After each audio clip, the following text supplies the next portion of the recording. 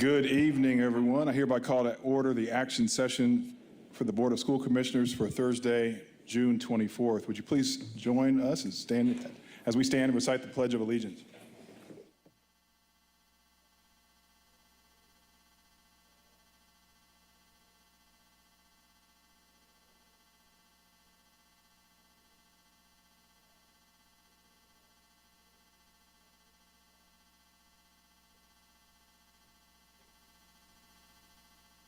Thank you, everyone.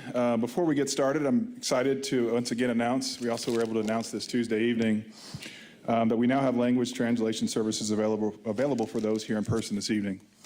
If you are a Spanish speaker and would benefit from the translation headset that would provide real-time translation services, please just raise your hand and Mr. Burnlow or a staff member will make sure you receive a headset.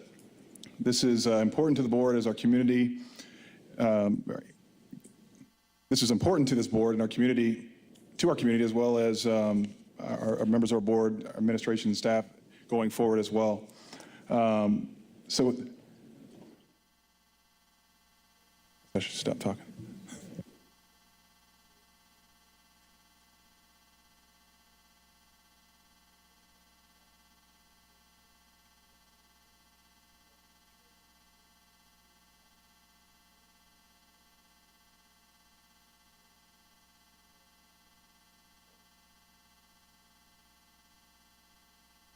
Thank you.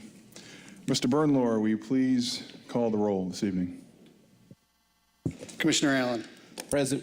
Commissioner Arnold. Present. Commissioner Pritchard. Present. Commissioner Slack. Present. Secretary Collins. Present. Vice President Moore. Present. President Hawkins. Present. Thank you, Mr. Burnlow. We will now move to the approval of this evening's agenda. Upon reviewing the agenda, are there any requests for changes to the agenda as presented? Do I have a motion to approve this evening's agenda? Second. We have a motion and a second. Any further discussion? All right, all in favor, please affirm by saying aye. Aye. Aye. Any opposed? Thank you. The agenda is formally adopted this evening. We will now move to section 2.01, IPS employee retirement celebrations. Thank you, President Hawkins. Tonight, we are taking some much needed time to do one of my favorite things during the year, which is to recognize and honor our IPS retirees. The group we're celebrating today have each provided 30 or more years of dedicated service to Indianapolis Public Schools. A commitment like theirs is a rarity in our fast-paced, sometimes instant gratification society, and that is exactly why we want to take this moment to highlight these 14 employees. These 2021 IPS retirees exemplify the love and sacrifice of the thousands who work in education in our district, and collectively, they have provided more than 500 years of service to our district. So can we give them a round for that?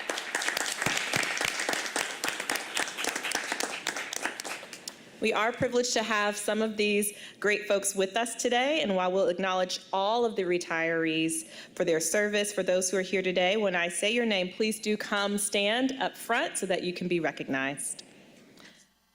For those in the audience, you'll notice on the slides that we note how many years of service each staff member or recently retired staff member has. So let's celebrate them. We will start with Sharon Brown, who is an E&L teacher at Theodore Potter, School 74. A round of applause for Sharon. Darlene Button, special education teacher at William McKinley, School 39, 34 years of service. Diana Denny, a support specialist in our business systems department with 36 years of service. Margie Din, a preschool teacher at George Washington Carver, School 87, 48 years of service. Wow. And I think, is Margie here? Come on up.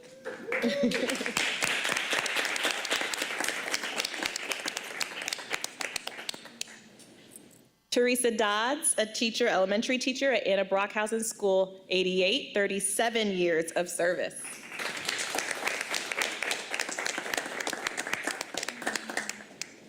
Marlene Dorfman, certified coach in our performance and continuous improvement team, 31 years of service.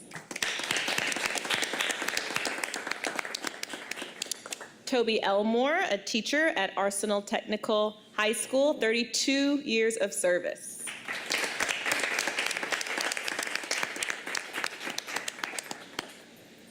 Nancy Good, kindergarten teacher at Brookside School 54, 53 years of service. Dr. Payne, somebody's chasing after you.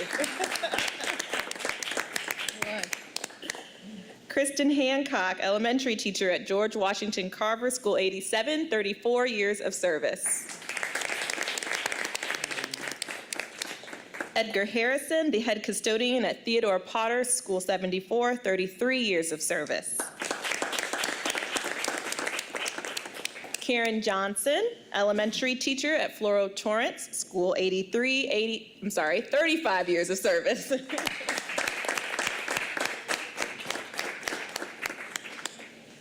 Paula Jones, elementary teacher at Brookside School 54, 40 and a half years of service. Terry Ann Vaines, PE teacher at Center for Inquiry School 70, 47 years of service.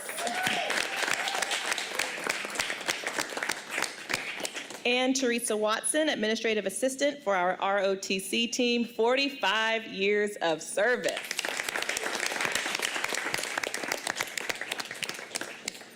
Wow, well, how about another round of applause for our amazing retirees?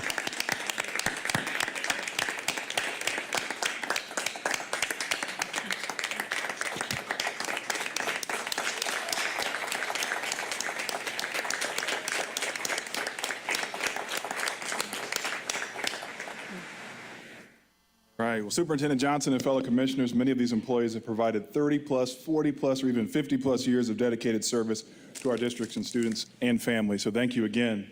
In addition to the gratitude for these amazing individuals, many of them have also shared the reasons why they've enjoyed working for IPS. While there's not enough time to share all of their comments, here are just a few highlights. Margie Den said, "The best part about working at IPS is the kiddos." For Teresa Dobbs, it's been getting to hold several different positions during her time at IPS and seeing her students be successful. Toby Elmore said, "It was a pleasure and it was an honor to teach at IPS." Neither words nor any gifts could be enough to thank you for your dedication to the district and the hundreds, if not thousands, of students you've taught, coached, and supported over 30 plus years, 40 plus years. Please accept this special recognition and the award you've received as a small token of thank you from all of us. So again, we want to thank you again for all that you have done, and one more round of applause for our honorees.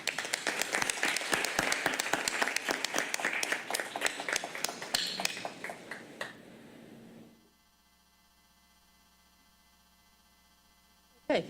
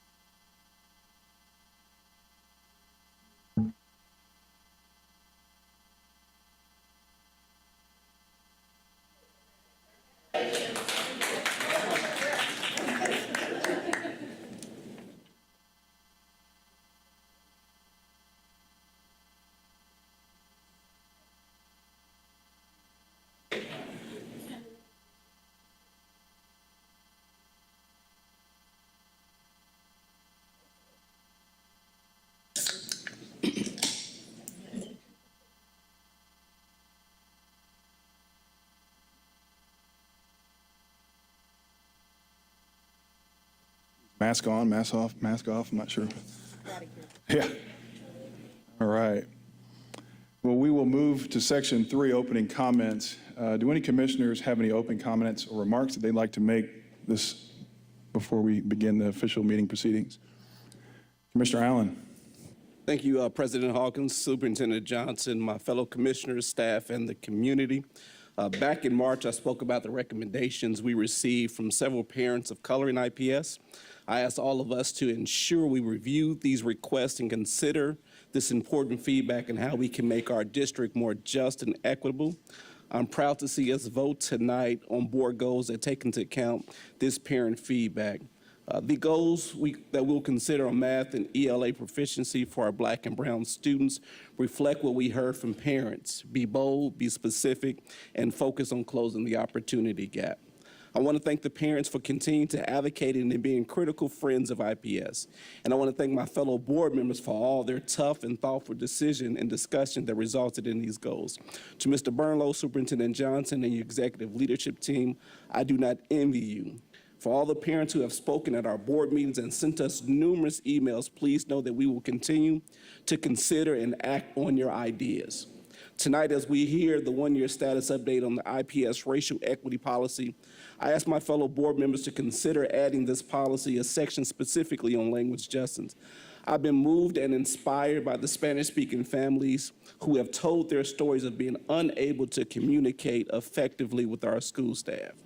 It is simply not just or nor equitable when parents can't communicate in their preferred language, seriously impacting their role as their child's chief education advocate. We have to address this, and I think it begins by spelling out the inequities driven by language differences. I'm thankful to President Hawkins and our administration for taking swift action this month and making interpreting services available for our Latinx community and our deaf community. I'm also looking forward to the LGBTQIA+ resolution that we will vote on tonight. While this is a great start to ensuring we are affirming those within the IPS family, we need to continue to make sure we are making space for affinity groups and crafting policy that support those within the LGBTQI+ space. Along with language justice, I ask my colleagues to join me in ensuring we respond to parents and school leaders who are asking reasonable questions about sharing the referendum dollars with schools across the IPS family. The students, teachers, and parents in our innovation schools are an important part of our IPS family. The time has come that we look to truly equitable funding as it relates to the referendum. The students served at innovation schools deserve equitable access and opportunities. And speaking of equity, earlier this week we heard from passionate parents who are clear about the importance of students and families having access to the district's CFI schools. The fact that IPS consists mostly of students of color, yet white students overwhelmingly attend the CFI schools, is disheartening. This is yet another example of why our equity work is so important right now and in the future. I again want to thank the IPS leadership, my fellow school board members, for their pursuit of a better and more just, equitable IPS. I'm grateful to be a part of this important work. Thank you, Mr. President. Commissioner Allen, thank you for your remarks. Any other opening comments, commissioners? I do have a brief comment I'd like to make. First and foremost, I'd like to take the opportunity just to lift up or acknowledge and make a few remarks. First, I'm looking forward to hearing from Dr. Pat Payne and Mr. Harris this evening as they provide a look at the year in review with respect to the racial equity policy this board passed 1 year ago this month. Again, policies and resolutions are only as important as the actions they mobilize. It's important we continue to work to ensure that our racial equity policy and our Black Lives Matter resolution are more than just a moment, but a movement. And I'm picking at Dr. Payne right there, stole your wonderful remarks. Requiring bold actions that give these documents meaning. The lives of children of color in our school district should be different because of hardworking administrators, teachers, and school leaders, and the work that they've done to advance racial equity. June also marks a much darker anniversary. It's been over a year since George Floyd was murdered. The intensity of the fight for accountability and racial justice that our country experienced over the past year has been inspiring, but we all know that there is much more work to do. More must be done. This board is fully committed to the continued push for racial equity within this school district as well as the city of Indianapolis. Finally, I want to celebrate our newest federal holiday. June 19th, now formally recognized as Juneteenth. Juneteenth is an incredibly meaningful holiday for the African American community, also known as Freedom Day or African Liberation Day. It commemorates the emancipation of enslaved African Americans. Recognizing this holiday is another step towards acknowledging, honoring, and respecting true history and the contributions of Black men and women in this country. It is my pleasure to wish you all a very, very happy Juneteenth.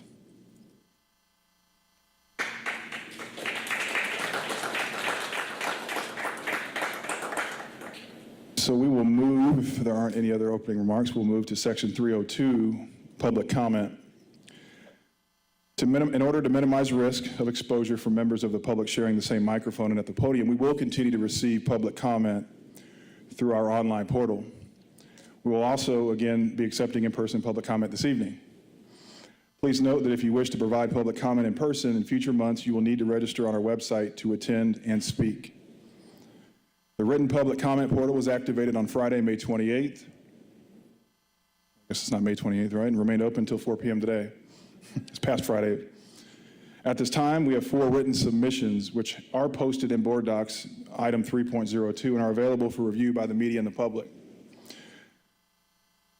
We will now receive public comment from those individuals who have signed up to offer comments this evening. I will remind our speakers that you are allowed 3 minutes to offer your comments to the board.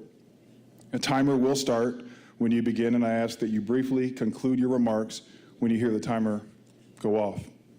Comments should be directed to the board collectively and should not be abusive or disruptive, and should not address a topic that might be of a confidential nature or that would compromise the impartiality of this board. I will also remind our speakers that while the board is happy to receive your comments, we will not respond or answer any questions at this time. So please come to the podium and begin your comments when your name is called. Mr. Bernlohr, please call our first speaker to the podium. Raquel Wright.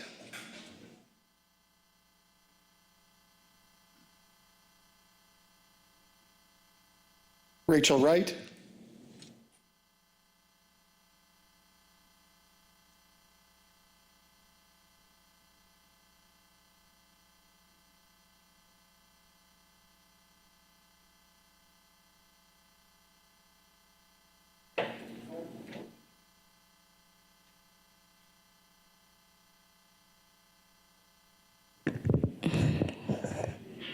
Good evening.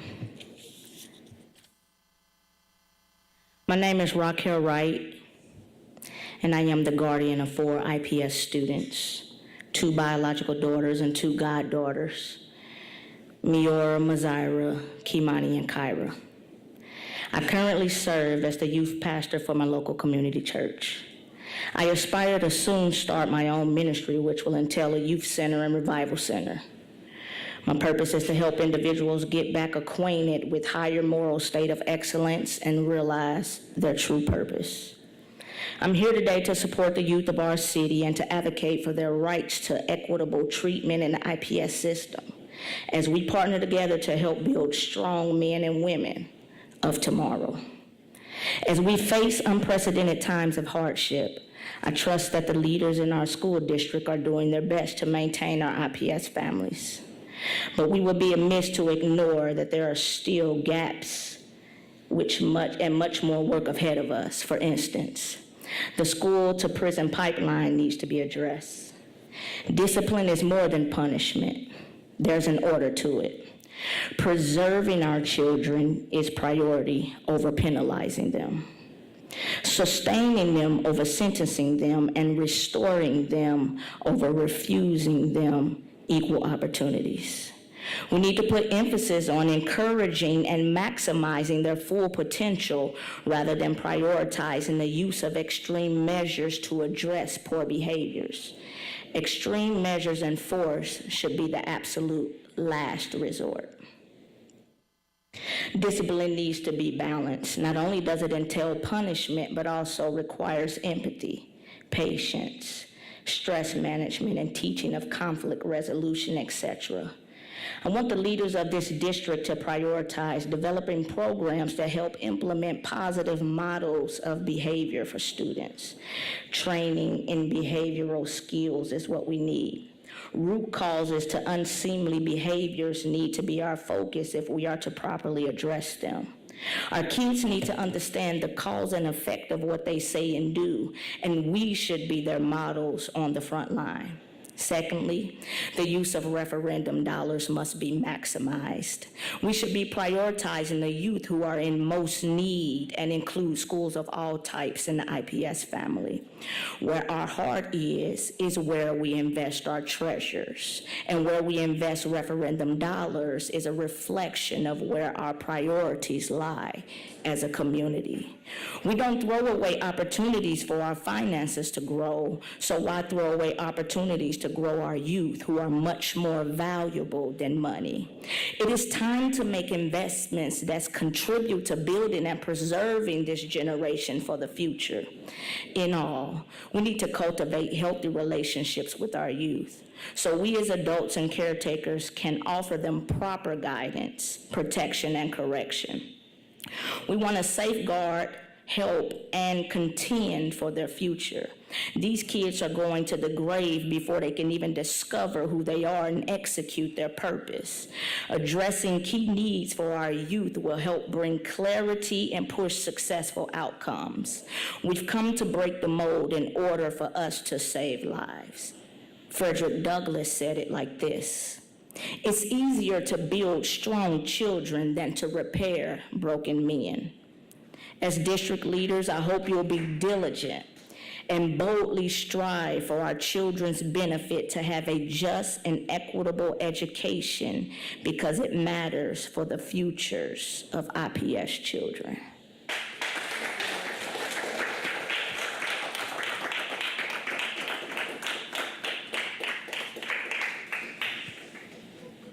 Sarah Hudson.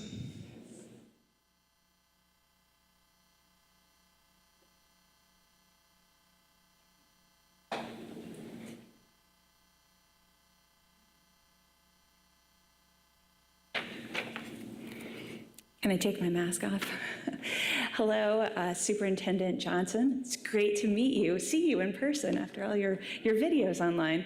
Hello, board members. Thank you for giving me the opportunity to be here tonight. So my name is Sarah Hudson, and my husband and I, we have two boys, 8 and 10. Spencer's in the audience here.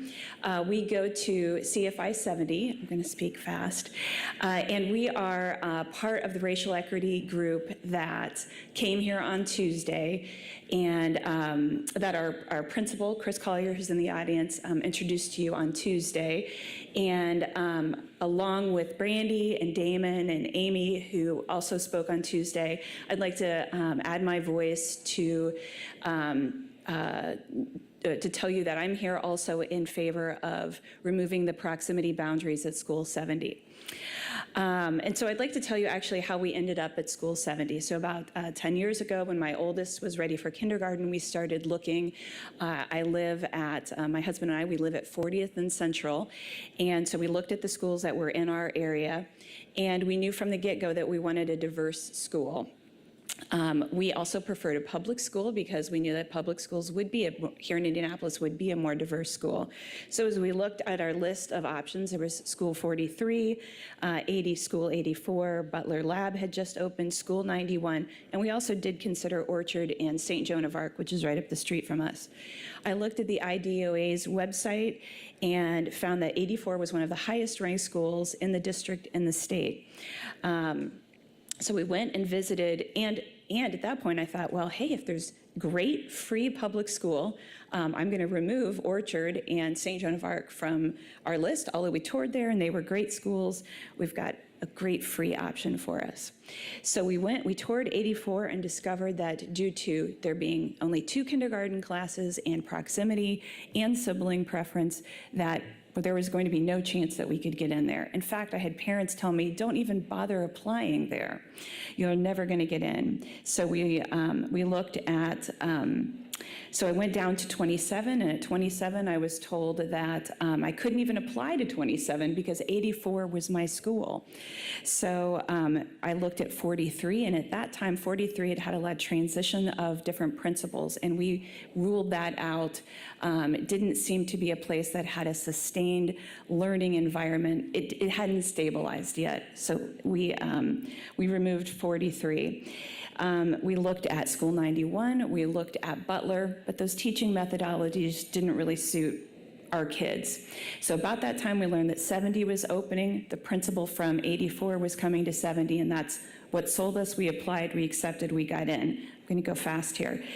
So will white families leave IPS if district boundaries are removed? I don't know, but I'll tell you, as a white family, we wanted our kids to go to a diverse school, a public school. We looked at options on the north side, and we chose based on school rankings and leadership with a proven track record. We've lived in our home 20 years. We have no plans of moving. We aren't in currently, and we never have been in a school boundary, proximity boundary. Fast forward, diversity group said, hey, we need to do something about this boundary. Yes, I am in favor of getting rid of that boundary. Now, I know getting rid of the proximity boundary is not a silver bullet, will not solve all the issues. I recognize you guys have a tough job. You've got kids in white neighborhoods, Hispanic neighborhoods, black neighborhoods. You're trying to get these kids to attend schools in the proportion of the population of the city. Schools are where they are. Families live where they live. Transportation isn't free. It's a complex issue. I appreciate what you guys are doing. Have you considered, I know you've heard this, but adding more choice schools to reduce the demand? It's there's going to be a lot of different solutions that are offered up and that would need to be addressed this. But here, what I'm asking tonight is at my school, School 70, we want to get rid of that proximity boundary for enrollment. And can you address this as soon as possible? Maybe next month. That's it. Thank you.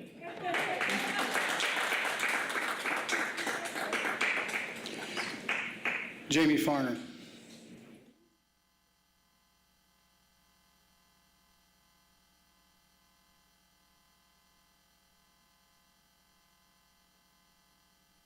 Good evening. Superintendent Johnson and IPS board members, thank you for the opportunity to share this evening. My name is Jamie Farner. I'm a parent at CFI 70. My husband and I have two boys who are in 4th grade and 1st grades, and a set of twin boys who will be future CFI Lions in a year. We love our school and are excited about its future. We are committed to seeing how it can grow and change. At Tuesday's meeting, you heard from fellow members of the Racial Equity Group at CFI 70. Principal Collier and several parents shared their reasons for removing the proximity boundary, initially at CFI and eventually across the district. I am here tonight to add another supportive voice to that issue. When it was time to search for a school for our son, we looked at several different options, as you heard Sarah say. And as we learned more about the Center for Inquiry model, we knew it would be a program that would really connect with our child and the beliefs and values of our family. We were excited about a program that had continuity from kindergarten through 12th grade in our district.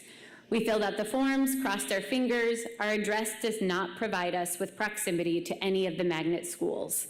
Days before school started, by the wait list, we got a spot. We believe wholeheartedly in the CFI mission of developing a community of respectful, lifelong learners who use inquiry, critical thinking, and problem-solving skills to be socially responsible contributors to a changing global society. My children have that memorized. I do not. I'm proud of them for that. The overarching content that is taught at CFI through homeroom classes, special areas, language, etc., celebrates global perspectives. However, the demographic makeup is becoming more and more homogeneous. The conversations that are had in the classroom and a community that is built around a global model should be filled with diverse voices. The content that is shared should come alive with a variety of backgrounds, stories, perspectives, and experiences. I believe that by removing the proximity boundary, it opens our school to families across the district who desire a program for their children that celebrates a variety of stories, cultures, and unique perspectives. The demographics of our school should align with the material that is experienced. In the IPS racial equity policy, the board committed a year ago to identifying and correcting practices and policies that perpetuate the opportunity gap and institutional racism within the district in all forms in order to provide all students with opportunities to succeed. I believe that by removing the proximity boundary, you will be making another step towards meeting that goal. CFI 70 is not the right school for every child, but there is a best school for every kiddo. And by removing the proximity boundary, you would be offering all of your students the opportunity to find the right fit for them. Children learn differently, have unique abilities and areas to grow. The numbers of their address should not define where and how they learn. I know that this is not easy, but I see a group of board members and leaders who are committed to creating a district that is truly equitable for all students. I believe that this is one important piece in that puzzle. Thank you for your time.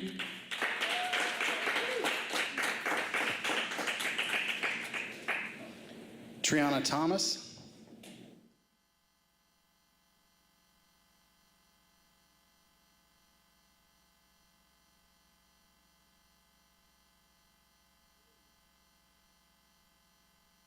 Triana Thomas. All right, we may come back. Anthony Patterson.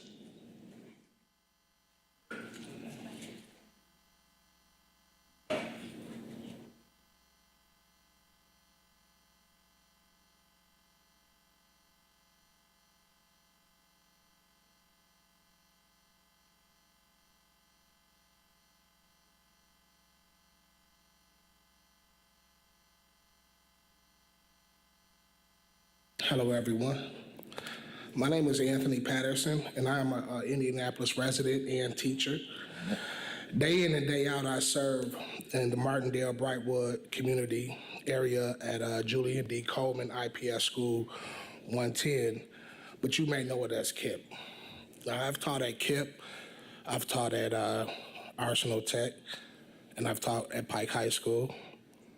And one thing I have noticed is that I have never seen a difference in the kid or the quality or the value of education that they deserve to receive. Whether you choose school of choice or whether your zip code does not bring in a level of tax dollars, it should not dictate the quality of education a child should receive.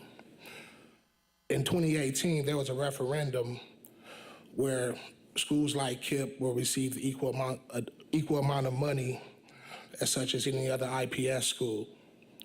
Now, we serve our kids and give all we got for our children over at KIPP, just as any other IPS school, but we don't receive the equal funding that every other IPS school receives. Our attendance and our test scores are very high, and we go above and beyond to serve our community. Now, the Brightwood community is one of the most violent communities in Indianapolis. Last year, we lost 2 students to gun violence. They were approximately 16 years old.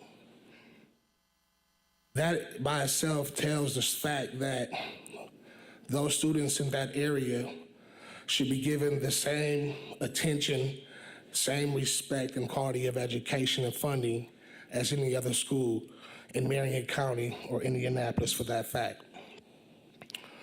I am here because I once was a student who grew up in a very violent community, and I watched my friends perish over time due to lack of opportunity or just not seeing themselves in education or what the fact education could do for their life. I just happened to be the one who got, I call it, farted out. And I made it to a place where I can stand up in front of IPS board or in front of my students to speak up and to speak for a better education and opportunity in places where hope is not as bright. Thank you.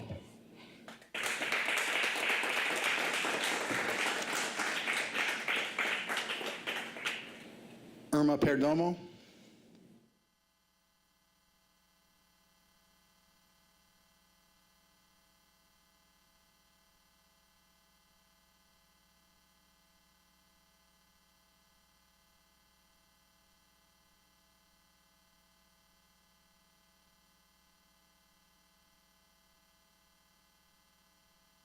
Buenas tardes.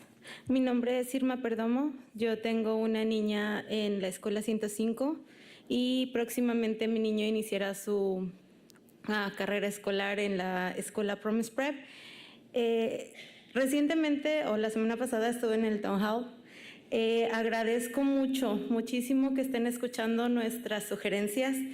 El día de hoy estoy escuchando la traducción de esta junta y agradezco mucho por todo esto, por tomarse el tiempo de escucharnos realmente y de poder hacer poco a poco los pequeños cambios que yo creo que en un futuro van a ser grandes, ¿no? Como padre de los niños de ILL, estoy agradecida porque estamos en el camino correcto, estamos cerrando brechas de inequidad y podemos tomar prácticas para servir a nuestros estudiantes y a las familias.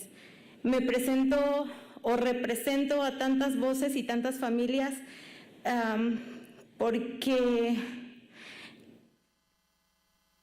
a mí o a mi persona vienen muchas personas que no se atreven a venir a este lugar en este momento porque no se atreven, porque tienen miedo, porque no conocen sus derechos.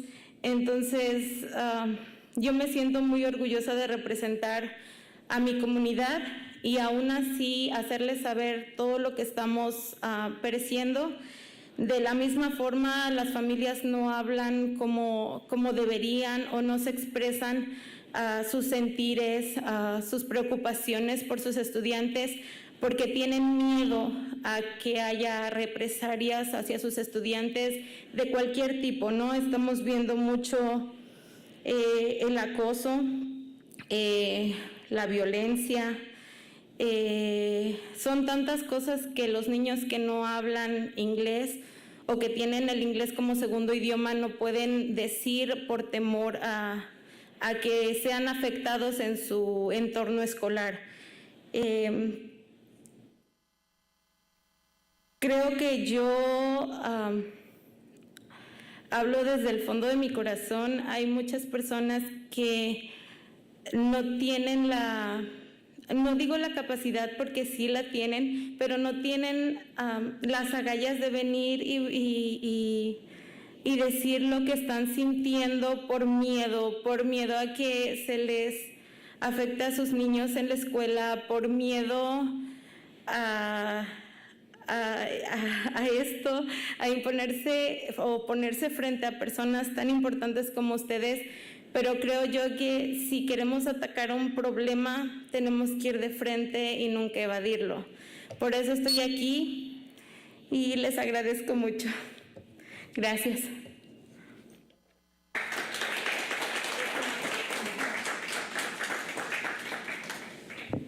I'm going to go ahead and translate. Good evening, Superintendent and members of the board. My name is Irma Perdama, and I have a daughter at school 105 and another soon-to-be kindergartner that will attend Promise Prep. I was at the IPS Town Hall meeting last week, and I was greeted in my language, and I was offered real-time interpretation, and I wanted to take the time to thank you for hearing our suggestions on language justice. Even today, I am able to listen to this board meeting with real-time interpretation. As an ELL parent, I am grateful because I feel like we are on the right path to close the gap of inequity and take actionable steps to serve the ELL students and families to the best of our ability. I come forward as many times as I'm allowed the space to do so because I am here as a representative for all the ELL families. Everything that I say are things that are brought forward by all the concerns and testimonies and feedback the ELL families in my network say.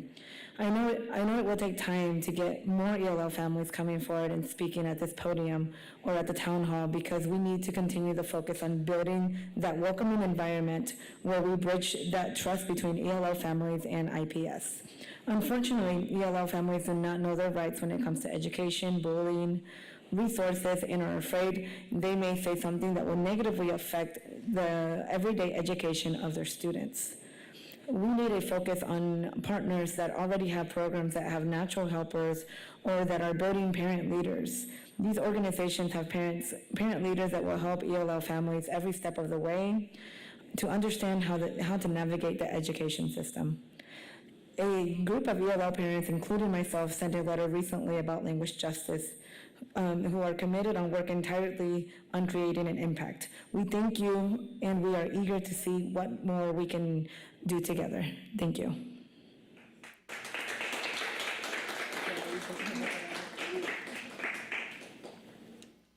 We have a number of individuals signed up to speak tonight who have not checked in, so this will be a bit of a last call for these individuals. Shawanda Tyson.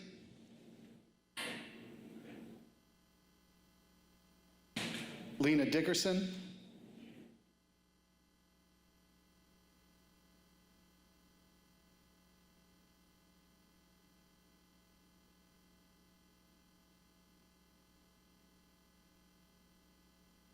I'm sorry, ma'am, Shawanda Tyson, is that right? Yes. Okay, thank you.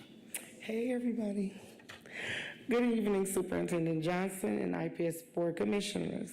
My name is Shawanda Tyson, and I am an advocate, a single mother of an autistic child with ADHD who just finished his last year at Ignite Achievement Academy, and a 5-year-old who still attends Ignite. Last month when I spoke to you, I let you all know that I am juggling and what I am juggling to support my children.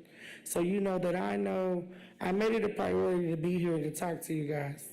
This month, I want to both thank you and tell you to keep pushing. I'm glad, excuse me, you're thinking about student proficiency and achievement and setting goals for that. I want all of our goals to be both bold and show that all students can achieve and excel to greater heights with the right supports. Our children need high expectations in English language arts so that one day they can fill out a job application and actually get the job. They need math so they can pay bills and do their taxes. I would be ecstatic to learn we set new standards for our children and continue to give them the bold goals they need to be successful. Parents are and will keep pushing for these bold goals. Please don't think my continual push for equity is because you're not taking steps. It's because progress is made in steps, and it should be made with parent and community voices in mind. That's why I was so happy to attend one of the town halls last week. I sat at a table with other parents and board President Evan Hawkins, which while I was there, while I wish there had been more parents there, I felt like many of the parents were on the same page. Parents agreed it was wrong to have gaps between Black and brown students and their white peers on test scores and wanted the opportunity gap closed. Most agreed that we should extend the school day or year and recover learning that was lost. Parents noticed that both ELL and special education families suffered a lot behind the pandemic. My son was used to getting a lot of one-on-one support and special attention. I know that he lost out on important days of learning. We are a diverse district. We don't just have one language or nationality, and for those parents who don't speak English, we have to make it easier for them to be involved. We have to make sure they have a clear way and easy way to communicate. I felt like Mr. Hawkins listened to me when I spoke at the town hall last week. It's nice to be heard. I hope each of you hears me tonight. I asked last time, so I'll ask again. Please equitably fund our schools and share the referendum funds with all schools, no matter their type. Please work to pass a language justice policy. Please be bold. We don't need just bold goals, but bold initiatives and bold achievements. Sometimes we have to take a risk to see the rewards of positive change. Thank you.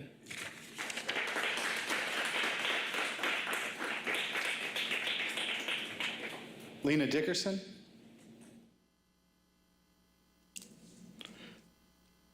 Melissa Dom.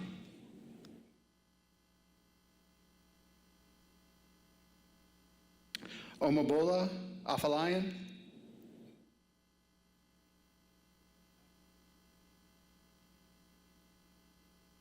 Christina Smith.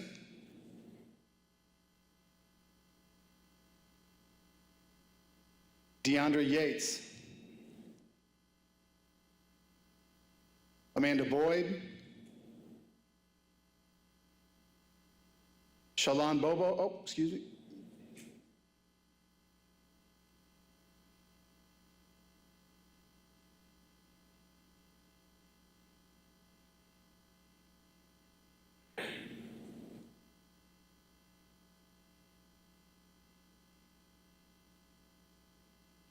Thank you, sir. If you'd state your name, please. Delonte Tucker, here to speak on behalf of Amanda. How you guys doing this evening? My name is Delonte Tucker. I am an IPS father, and I feel as if IPS is treating me and my family as if we are not a part of the IPS.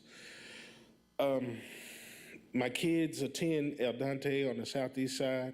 I remember last year when IPS was fighting for ownership of the school, and I was certain that this would be a good change for the Charter Schools USA. But after finding out that my children, their teachers, and their school is not supported by the 2008 referendum that we voted for, I am disappointed.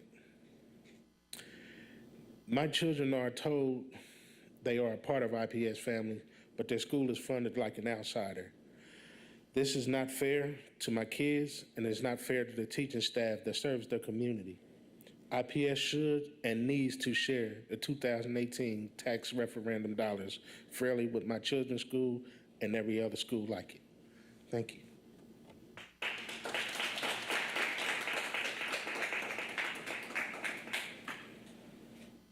Shalon Bobo. Asia Ellis. Lanita Nixon. Allison Thomas. Veronica Romero. Jauhara Abdul Rahim.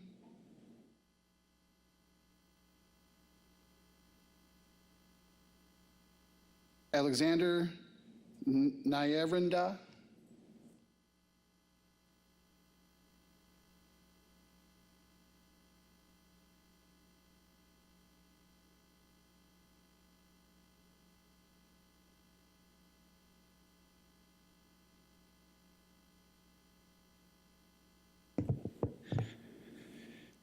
Nervous. Good evening, Superintendent Johnson and Commissioners. Thank you so much for allowing me to speak this evening.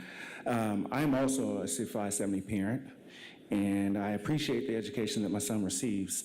However, sometimes I wonder the impact that he has being one of 4 students of color in his classroom. I, like the parents here, really do agree that the proximity boundaries do impact the nature and the buildup of the school itself.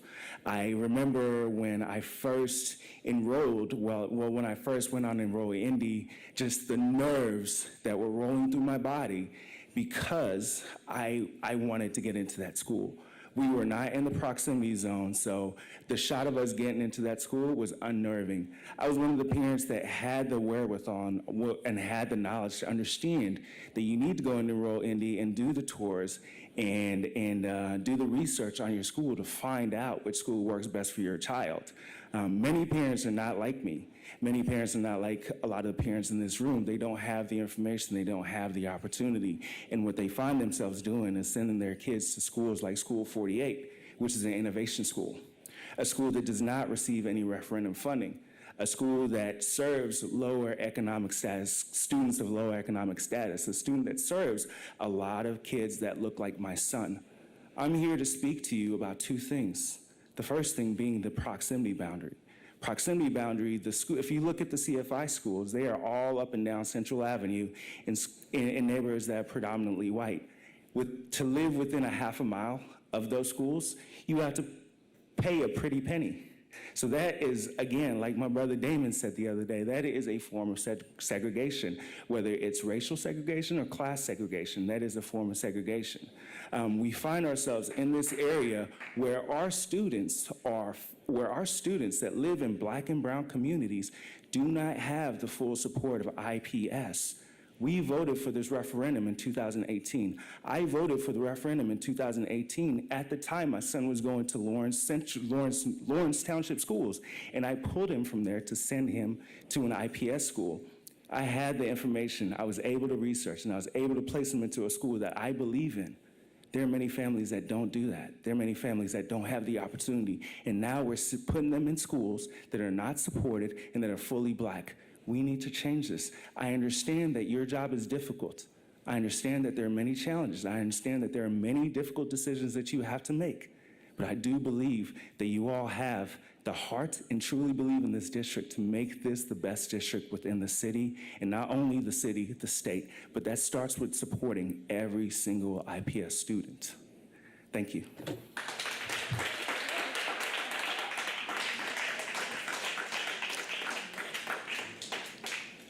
Michael Smith.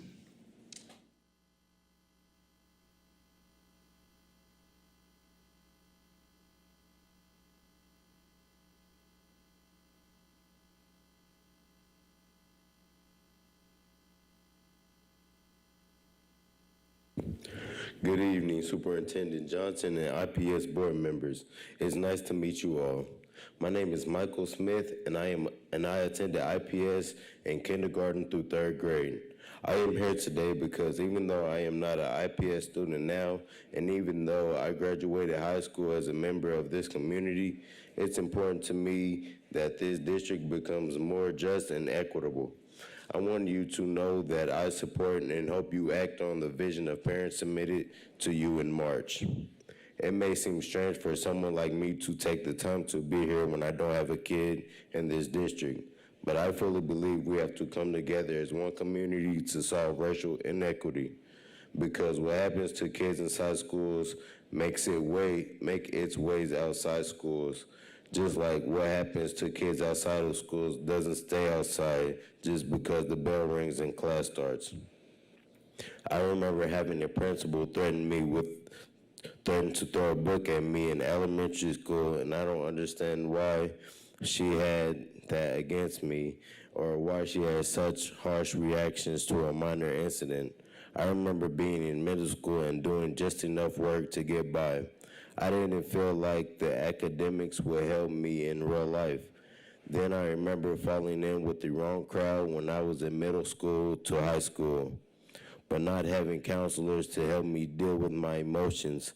I remember going through trauma in high school when 2 of my friends died and struggling to take care about school the way I should have. As someone who did get into trouble in my youth and who's experienced our youth justice system when I was in school, I can tell you that making sure our schools are equitable will help make our community better in the long run. I want others to feel like they are I don't want kids to feel like they're walking into a juvenile center instead of a school. I don't want kids to just do enough to get by or feel like they will always be held back by their income bracket or the color of their skin. I want kids to see themselves being uplifted by school. I want kids to see a better life for themselves because of our schools. It matters if Black and brown kids come out of school and get a great education. I like to think that the future will be better, but it starts here. It starts with making sure kids will get equitable education they deserve. Please act on the parent recommendations. I know some of these parents, and I know the hard work they put into this. I also know that systems just like people, parents can change and make our communities better. The time to make those changes are now. Thank you.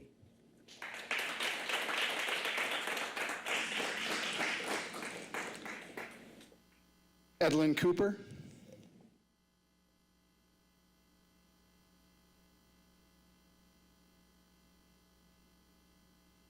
Well, thank you again to our public commenters this evening. Appreciate your remarks very much. We'll move on to section 4 of the agenda, specifically section 4.01, which is the GO Bond 2021 appropriation.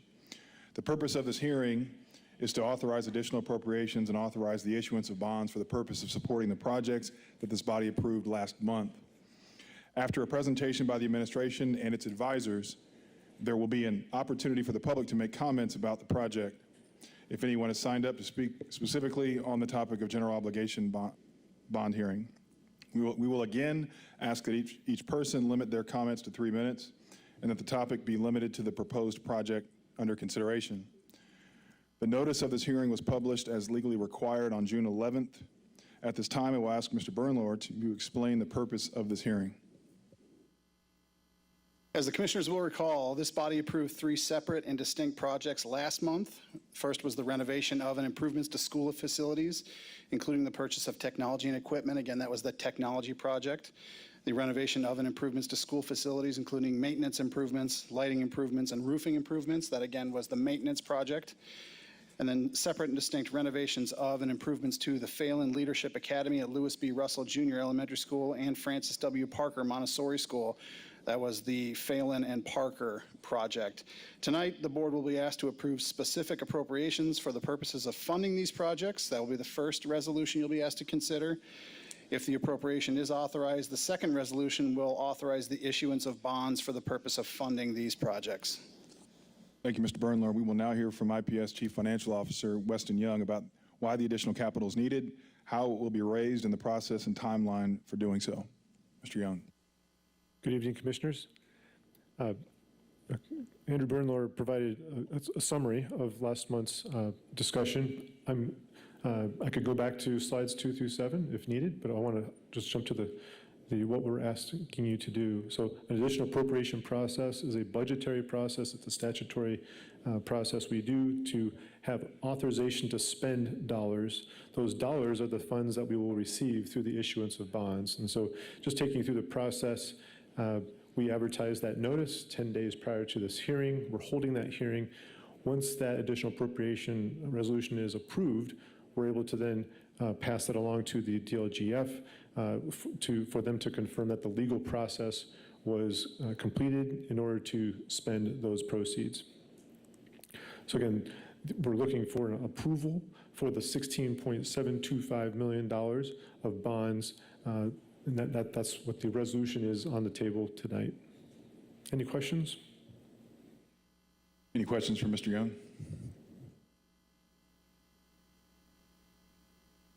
All right, thank you, Mr. Young. We'll keep moving here. We will now officially open up the public hearing. It's my understanding that we have, that no one has specifically signed up this evening. I do want to ask, though, if there's anyone present that believes they are registered, if they would like to speak with regard to the bond resolutions as presented this evening.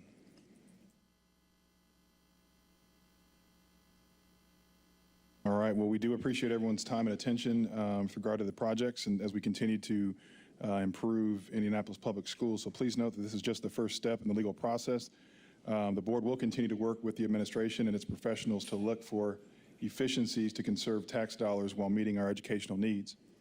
We will now move to the specific resolutions. Mr. Bernlohr, could you please summarize the first resolution this evening? So again, a bit of summary, but the first authorizes the appropriation in the amount of $16,725,000 for the purposes of funding the previously approved technology project, maintenance project, and Phelan and Parker project. The second then authorizes the issuance of bonds for the purposes of raising that money. Thank you, Mr. Bernlohr. Do I have a motion to adopt the additional appropriation and resolution as presented this evening? So moved. Second. We have a motion and a second. Any further discussion? All right, all those in favor, please say aye. Aye. Aye. Aye. Any opposed? Motion carries. Moving on, do I have a motion to adopt the second and final bond resolution as presented this evening? Second. Motion and a second. Any further discussion? All right, hearing none, would ask for those in favor to affirm by saying aye. Aye. Aye. Any opposed? Hearing none, the motion carries. So the bond public hearing is officially closed. We will now adjourn the public hearing and return to our regularly scheduled meeting agenda.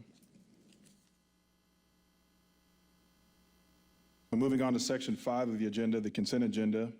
The items included on the consent agenda were reviewed at our agenda review session on Tuesday and reflect all necessary modifications.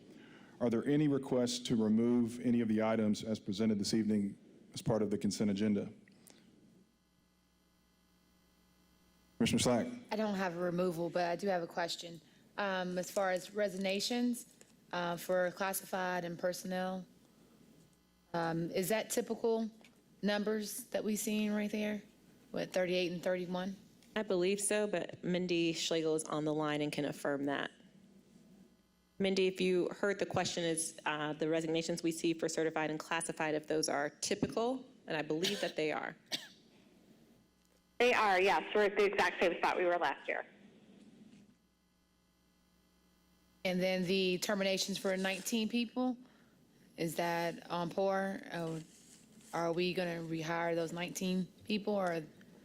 Mindy can add to this, but for a number of those, it's a result of people who were on emergency permits and had not yet fulfilled the requirements needed for licensure. But Mindy, will you also confirm that? Yeah, can you repeat the question? I think she was asking about the termination. The question was regarding terminations for certified personnel, and my response is for many of those, it's a result of not having completed the necessary requirements for licensure, given that those folks were on emergency permits. That's right. That's correct. Great. Thank you. Thank you, Commissioner Slack. So do I have a motion to approve this consent agenda as presented this evening? So moved. Second. All right, we have a motion and a second. Any further discussion? All right, all in favor, say aye. Aye. Any opposed? Hearing none, the motion carries. So now we'll move on to section 6 of the agenda. There are currently no board reports this month. I will now turn the agenda over to Superintendent Johnson for superintendent reports and new business. Thank you, President Hawkins. There are 4 items in superintendent's reports this month. Item 7.01 is an update on the racial equity work that we've continued to engage in since this board passed the racial equity policy and Black Lives Matter resolution last June. I'll turn it over to Andrew Strope, our Chief Strategy and Planning Officer, Dr. Patricia Payne, our Director of Racial Equity, and Sean Harris, our Manager of Equity Advancement, who will all be presenting this evening. Thank you, Superintendent Johnson, and good evening, Board of School Commissioners. And so we will present on essentially a year in review. So it's been stated a few times this evening that we are a year into board racial equity policy that was passed a year ago, June. And so what we're going to do this evening is provide an update on explicit commitments that were made in that policy, and just want to make sure that we are being transparent as we track progress along those. And I think about a year ago, Sean, Dr. Payne, and I had the privilege to do a similar presentation, and so we're very excited to be here this evening. And obviously also want to name a lot of the connections to a lot of the just tremendous speakers that we had already this evening in terms of how a policy is starting to really take shape across the community and across our schools. And so just want to make sure that we note that. And really exciting conversations I think we'll have this evening and we'll continue to have based on really a foundational policy here that this board passed a year ago. So I will turn it over to Dr. Payne. Good evening, Commissioner.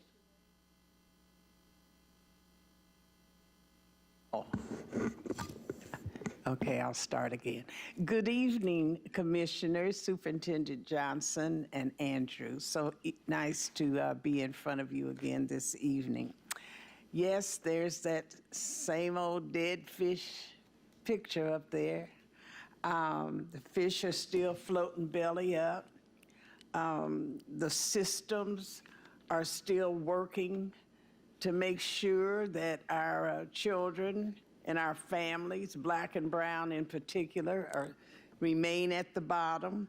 But we are beginning to see some of those fins moving on these dead fish. And that's because of all the work that is going on in terms of responding to our racial equity policy. So hope is there. It's really there.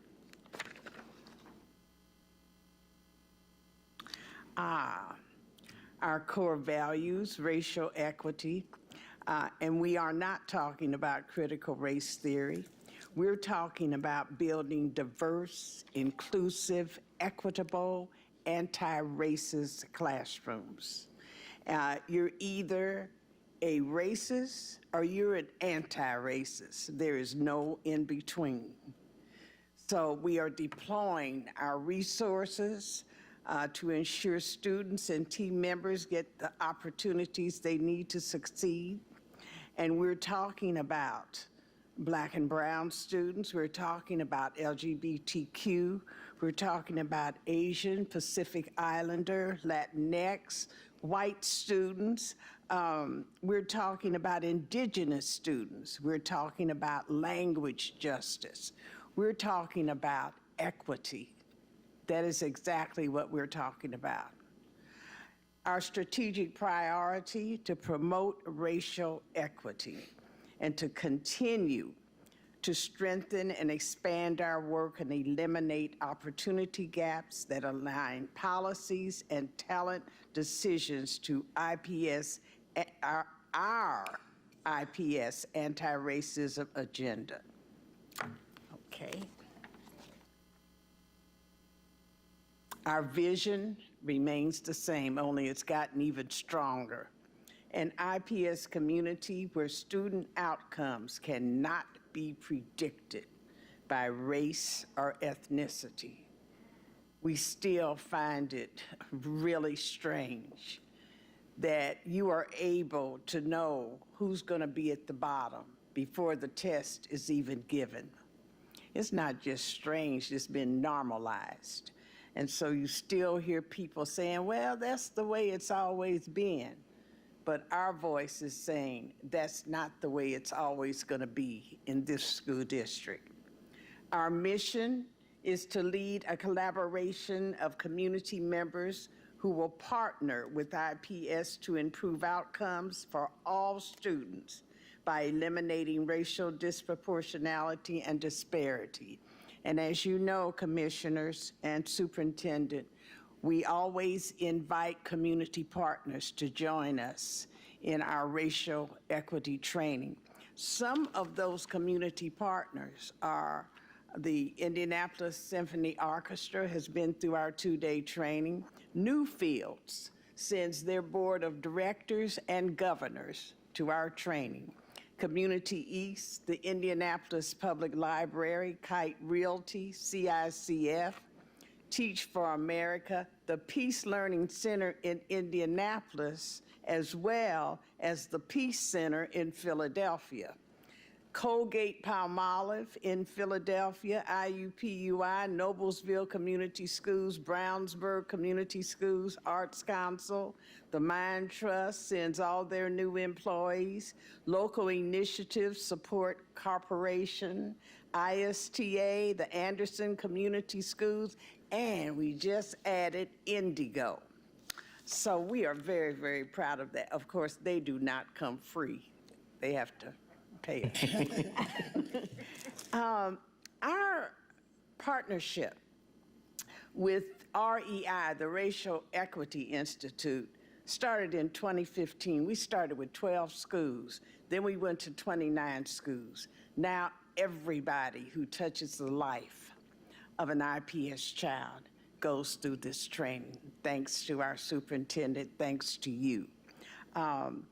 We have now taken probably over 4,000, that needs to be changed, about 5,500 people through our training, and we're very, very proud of that. So as you know, the policy that we passed last year consisted of 6 different sections.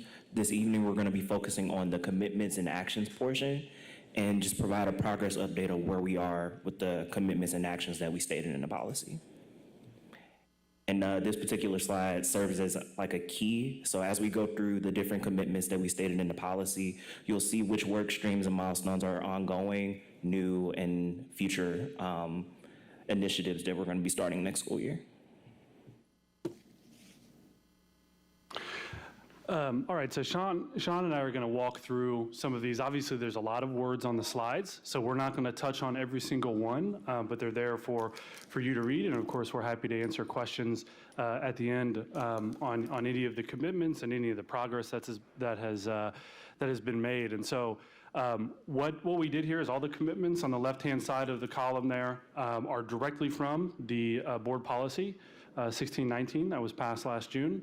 And then of course on the right-hand column, just some kind of high-level progress And as Sean mentioned, some of this is ongoing, some of it is new, as in started this year, and then there are some things that are future facing. So what we want to focus on this slide here is the middle row there, where it says the superintendent shall report annually to the board and community regarding district performance goals for academic achievement. And so the progress made, want to make a direct connection to what you will receive the next presentation from Sharina around our Panorama survey results, which we've been doing Panorama now for 3 years. So this is our third year. We have very explicit racial equity buckets and questions in those surveys that our parents, students, and teachers take. And so we are going to, Sharina is going to go through quite a bit of data, and that will all be disaggregated so that we can get a really in-depth look at what students, teachers, and parents are saying relative to racial equity and many other things across the organization. And then the second bullet, updates to the board on academic achievement. So in February, Dr. Morgan, our Chief Academic Officer, and Dr. Henderson, Chief Schools Officer, went in depth on some NWA assessment data that we had tracked through this year. And then want to make another connection to what the board will discuss here a little bit later this evening, which is the potential adoption of board goals.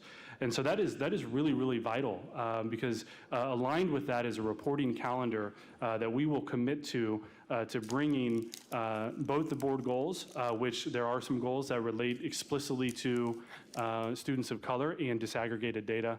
And then, of course, we have leading indicators that we will track as an organization. And so we'll get on that reporting calendar and make sure we'll report more than annually on that. And so wanted to draw some of those connections. We made some progress there. And then I think, based on some conversations tonight, we'll continue to make progress. On this slide here, want to focus on the first row, where it says activate and respond accordingly to support the district's most vulnerable communities, especially in the event of an unprecedented crisis. So, obviously, this was written really previous to last summer, but when it was passed was last summer. COVID was just starting to hit pretty hard, and so I know Superintendent Johnson last month presented on some ways that our organization, and in particular our students and staff and teachers, had really responded, I think, heroically to a really, really difficult and challenging year. And so there was some very, direct alignment to some things that we undertook this year as an organization in relationship to this commitment. Of course, the IPS Learning Hubs, which we talked about last month, and then just general COVID response, just the tremendous work of our food service team. We pushed out more than 8,000 to 9,000 MiFis, and just, could go on and on that front, but wanted to explicitly highlight that as well. This slide is it's pretty small. There's a lot here. And there's actually, we're going to focus on, Sean and I are going to focus on kind of two elements here, because there's just a lot of really, really important information on this slide that we want to make sure we cover. So we're going to highlight that first row where it says intentionally ensure that all students have access to high quality, culturally relevant curriculum and instructional materials. And so this board has already taken action on that. 2 years ago, adopted ELA curriculum that was heavily vetted. And that was, I think, the first time that we had adopted ELA curriculum in about a decade, if not more. And so Dr. Morgan and his team has been busy over the past year implementing that curriculum. It is very highly rated. And so obviously that is incredibly important. And I want to make a special note to that second bullet point where it says launched instructional calibration monthly process to assess quality implementation. That was new this year. Dr. Henderson, who is with us this evening, her team of executive director of schools or principal supervisors essentially have developed a process where they are looking at the task that is put in front of students in relationship to that curriculum and doing that kind of calibration. That is, I think, one of the strongest elements of racial equity is to ensure that that all of our students are receiving on grade level appropriate task. And so that is incredible work. And as we think a lot and we talk a lot as a team about, mindset is important. And so we are working very hard on that with a lot of the trainings. Of course, policy is incredibly important as well, and putting a lot of what we do in writing. But then also it needs to shift to practice. And so Dr. Henderson and her team have really been pushing this forward to ensure that a lot of what we've been working on needs to start showing up, right, in our instruction and teaching and learning. And I'll turn it to Sean to go over to the middle row. We also want to highlight our commitment to hold space for conversations around racial equity amongst all IPS stakeholders. Some examples of this are the monthly racial equity case studies that Dr. Payne works with all of our school leaders with, as well as all of our schools having school equity teams to further commitments to racial equity within their buildings and communities. In terms of future-facing work, we're currently working on launching a parent initiative to get IPS parents more formally involved in this movement, as well as a community accountability pilot and affinity groups are two more initiatives that are going to be launching next school year.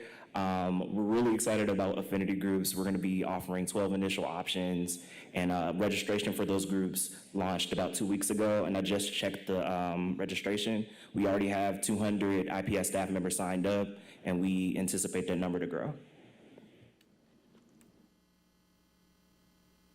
All right, and then on this slide here, we're going to focus on the bottom row, continuously assess immediate actions that the district can take to further the racial equity initiative and accelerate student academic outcomes. So want to highlight a couple bullets there, and I know we've heard from a number of community members this evening around language support and language justice, and Commissioner Hawkins mentioned right at the start some improvements we've made there.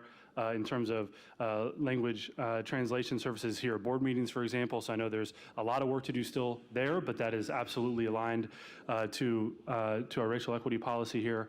And then also, as I kind of mentioned on the start of the presentation, a lot of I know Dr. Payne and myself and others have had the opportunity, the privilege to join a lot of the parent conversations at schools. I had a chance to join one last week where schools are just like CFI 70 and the parents that are here this evening, across the district are creating racial equity groups to try to make sense of the racial equity policy and how does that impact their school community.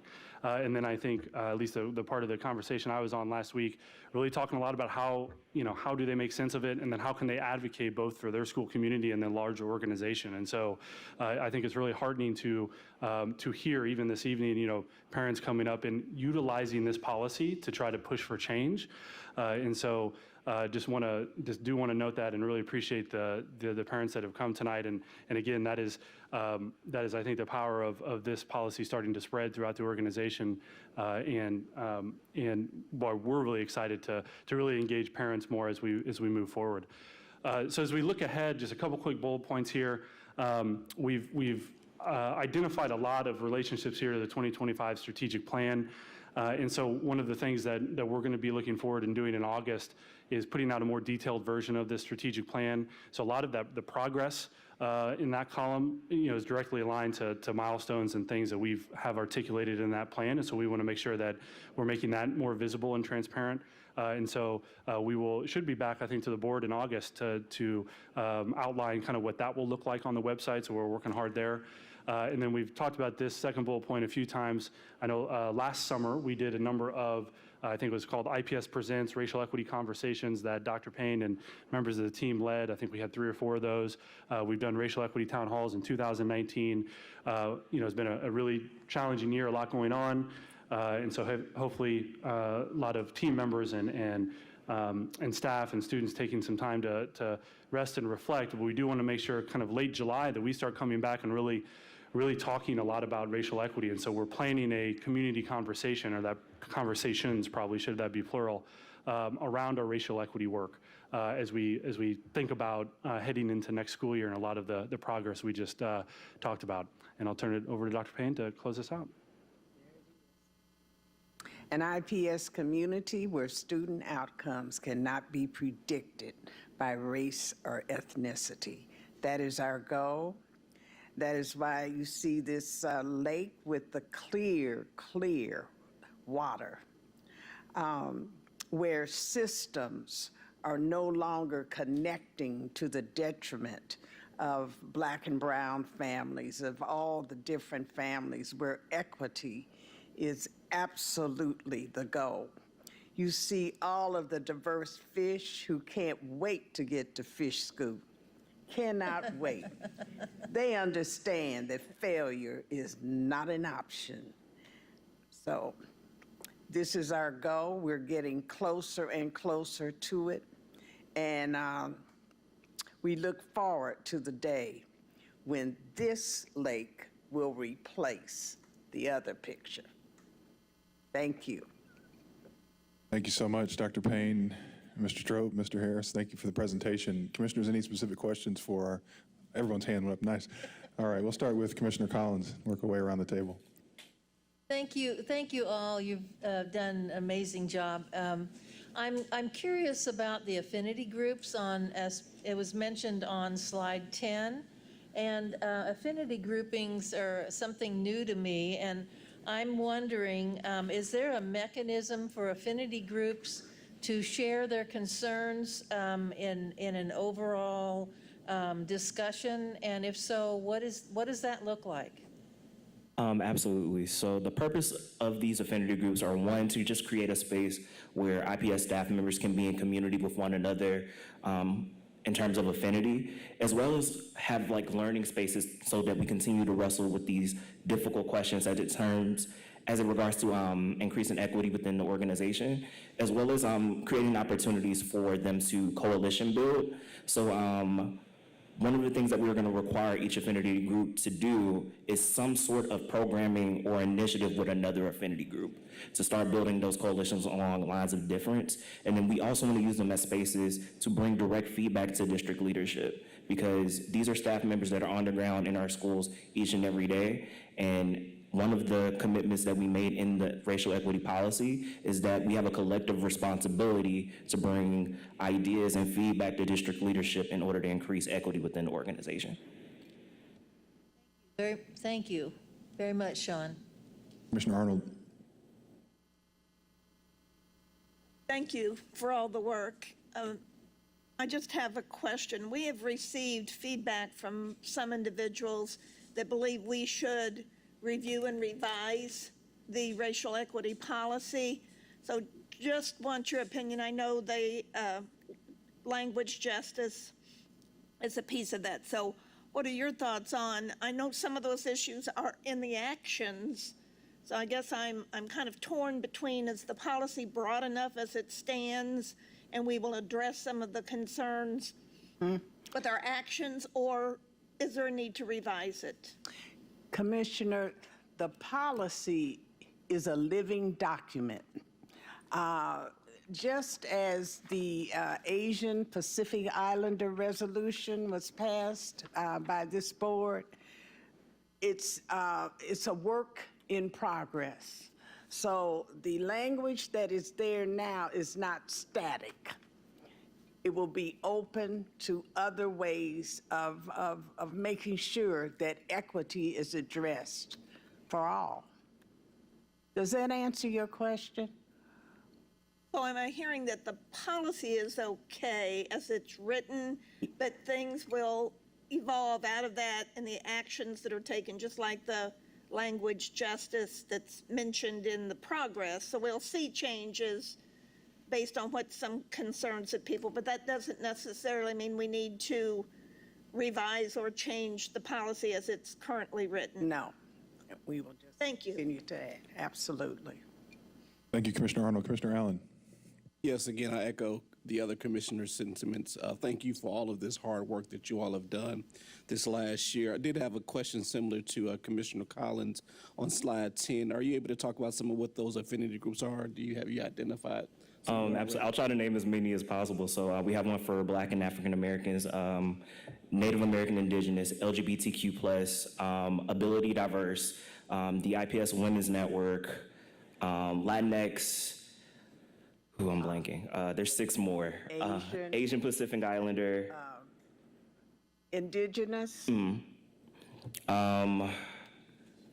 Jewish. White. Confronting white privilege. And then I'm missing 2. But it's, yeah, there's 12 options that we're offering. And that's not static either. We may be adding more. Yeah. Thank you. And then my second question is, how often do those school equity teams currently meet, or are they meeting already? Is it school equity teams? The school equity teams are in partnership with the district equity team so that we can make sure that after that 2-day workshop, no matter how powerful it is, racism is still hitting you after those 2 days. So the purpose of the school equity team is to continue to hold the work together within the school. So they are supposed to meet monthly, and members of the district equity team are there to support them in any way they need. Awesome. I'm looking forward to attending the training, I believe, next week. Yes, So thank you will you. be there, and Commissioner Pritchard. We're looking forward to it also.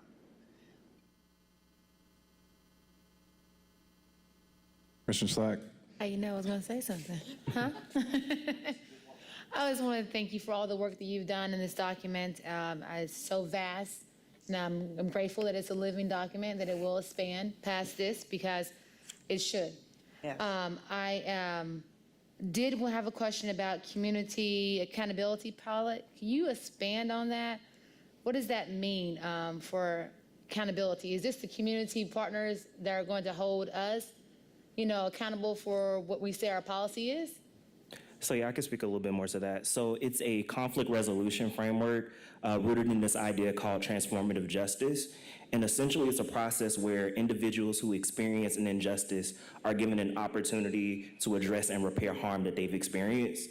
And the reason why we want to try this pilot, because as we expand our efforts to become a more inclusive district, we should anticipate that conflicts might arise. And we need to have something in place that is not necessarily punitive, because this is a learning journey for all of us, and that we want to empower individuals in the community in order to address those conflicts within their own communities, because they're best positioned to do so. So how that's going to look is that we're going to have a small cohort of IPS stakeholders being trained in this framework and develop a litmus test, so that if a conflict arises and it meets the conditions of that litmus test, we would activate that cohort to facilitate that conflict resolution process. Amazing. And I'm happy to share more information about that. Oh, yes, please. Can you send us something on I that? sure That can. sounds amazing. Yep. Then I see that all schools have equity teams. Now, I know that not even all of our schools have partners, liaisons, that will actually help work with our schools. So how will we implement that for all schools? How would that go about? Would it be district-led, or how would that look? The school equity team or the community? Yeah, all schools have equity team leaders. I guess that's on the slide, number The 11 school as well. equity 10? Yeah, so the school equity teams are in all schools. So these are just individuals that have been selected by the school leader to work in collaboration with the district equity team. Okay, and I guess my last question would be, when we made the commitment for all of our teachers and staff and facilities to be involved in the equity training, we also extended that to innovation and charter networking schools as well? Yes. Okay. Yes. All right, thank you very much. I appreciate your work. No problem. Commissioner, if I just might add, the school equity teams don't just have certified people. They have classified people, School 70 parents also. So it's not something that we say only you can come. And it's not something even that the school leader says only you can come. Usually it's people that have gone through the training, which everybody has, and are interested in doing this work. And the work doesn't just stay in the team. The work is for the entire school. They do things like make sure that the data is disaggregated. We also ask them to know the history of the community where their school is located. For instance, if it was Indiana Avenue District where Christmas Adams, they need to know why those businesses that were headed by Black entrepreneurs are no longer there. Same with the Martindale Brightwood. So they have several things that need to be going on within these school equity teams with the support of the district equity teams. Thank you. Commissioner Pritchard. I wanted to ask about a couple things I think are pretty important. The first is around the culturally relevant curriculum. And I'm curious if that has now been put in place at all schools across the district. And as best you can summarize, like what is the feedback you're getting from teachers about those curriculum changes? Relevant curriculum. Yeah, I might defer to Dr. Henderson. In terms of the ELA adoption, not all schools adopted that. There were a handful that didn't. I don't know if you have the specifics on that, Dr. Henderson. Oh, excuse me. We have about 6 schools who did not adopt the HMH. They are using another curriculum, typically because of their program model. So if you think about the CFIs, although we do have a CFI that did, and the Montessori's.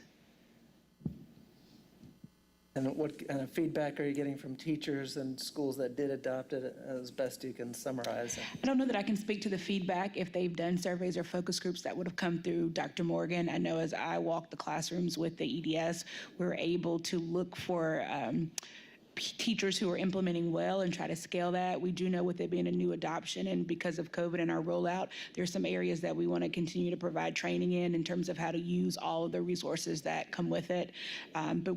But I imagine that Dr. Morgan does have some feedback solicited. I just don't necessarily know off the top of my head. Dr. Morgan's actually on the line. He didn't hear the question, so I'm texting him. I'll repeat it. The question, Dr. Morgan, was around the response to the curriculum adoption, specifically in terms of its cultural relevance, if you want to speak to that with ELA. And the one thing before he answers, I'll say, Commissioner Pritchard, is we are still in the adoption process in different subject areas, so we can speak most explicitly to ELA right now. Yes, can you guys hear me? Oh, yeah. Yes. All right. Through our adoption process, all of our materials are actually embed cultural relevance within the curriculum. One of the things that we're doing as a team this year is we're specifically looking at all the curricula that we have, as well as all of our instructional policies, and making sure it aligns to our racial equity policy. And so that's specific work that we're doing this year and taking that under, we're having a fellow work with our team as well as within the district to help us find those ways that we can really increase cultural relevance. One of the things we're also beginning to look at for next year are ways that teachers can start to adopt cultural relevant practices within their classroom. This is going to be embedded within the training that we're getting through through our ELA curriculum, but then also in other curricular areas. And so this is definitely an area that we've been focused in on, not only because of our district's racial equity policy, but also in response to feedback we've received from teachers and students about being able to be seen and heard within their studies. Thank you. Yeah, I'm really, as a parent, I'm really excited about seeing those differences. And I think I've seen a little bit of that this year so far, although it was a CFI school that apparently didn't adopt some portions of the curriculum. But I love to see that those differences emerge in the curriculum. I'm hoping that is positively, is well received by the teachers. And my second question was about the racial disparities in expulsions and suspensions that are part of the policy. What are the results so far? How have we done, or is it too early to say? Also, Dr. Morgan. So, Dr. Morgan, you're back on deck. The question was around racial disparities in suspensions and expulsions. And Dr. Henderson, if you want to tag in, that's fine. I know I can say at a high level anecdotally, again, because of the lots of shifts we had in the school year, those numbers are overall on the decrease. But Dr. Morgan, if you can speak to any disparities we saw play out with suspensions and expulsions, and I know the Unified Student Supports team is very focused on this as well. Yeah, so it has been a major decrease across the board this year, just in terms of our discipline infractions and numbers. But very specifically, our USS team has created a data tool that gives real-time data to schools, school leaders and schools on a monthly basis regarding all of their disciplinary data, the types of discipline write-ups, and it's broken down by racial demographics. This has helped us be able to have those direct conversations around disproportionality in our discipline practices. and specifically when we had to do this work with the state for our significant disproportionality, it was a way for us to respond to that. So just recently, some of our schools that actually had struggles with that in the past was invited to a professional development that was co-facilitated by our USS team and the IDOE, where not only were we looking at that data from the past year and looking at areas where there was a lot of improvement, but also the USS team was sharing strategies in which that the schools can use to continue to close this gap. Most of these strategies are grounded in bias and mindset training, so we're doing a lot of that work. And I know that I think I heard Dr. Henderson mentioning the work that her team will be doing in the emerging schools this upcoming year. That's going to continue on with this work as well. But specifically for our discipline practices, all of our schools do have that dashboard and get that real-time data on an ongoing basis. Yep, and I would actually, oh, sorry. Good. Oh, sorry, Commissioner Pritchard, I can't see you as I'm trying to. I want to make a quick connection to what Dr. Morgan was describing in slide 8, the first bullet point there in the middle row, the published scorecard. So as we talk about board goals this evening, under SP2 explicitly, one of the leading indicators that we'll commit to bringing to you on a routine basis is a significant disproportionality metric, essentially, and you heard Dr. Morgan kind of describe that. And so that will be one of those items that you should start to see kind of in our reporting calendar aligned with SP2 and the board goals that may be adopted this evening. I was just going to add on the significant disproportionality. So one of the learnings that we had this year for our schools who did reduce the overall number of suspensions is their focus was just reducing the number of and not looking across their subgroups. So when we meet with as the executive director team, they are looking across their learning community. We may lift up a school that they need to do a little bit more digging in terms of what interventions that they have in place. So it is definitely a growth area, but I think our schools initially when we started were really focused on reducing the number of infractions and or out-of-school suspensions and not quite the nuanced piece of who is still receiving those fewer discipline infractions or suspensions. And so I know one of the schools in the K-8-2 learning community lifted up, they actually had no suspensions at all this school year. And so that EDS has lifted them up as an exemplar to study and understand what were some other practices for your teachers, for yourself to implement that made that occur. Thank you. Any additional questions for the team, commissioners? Well, I want to thank each and every one of you.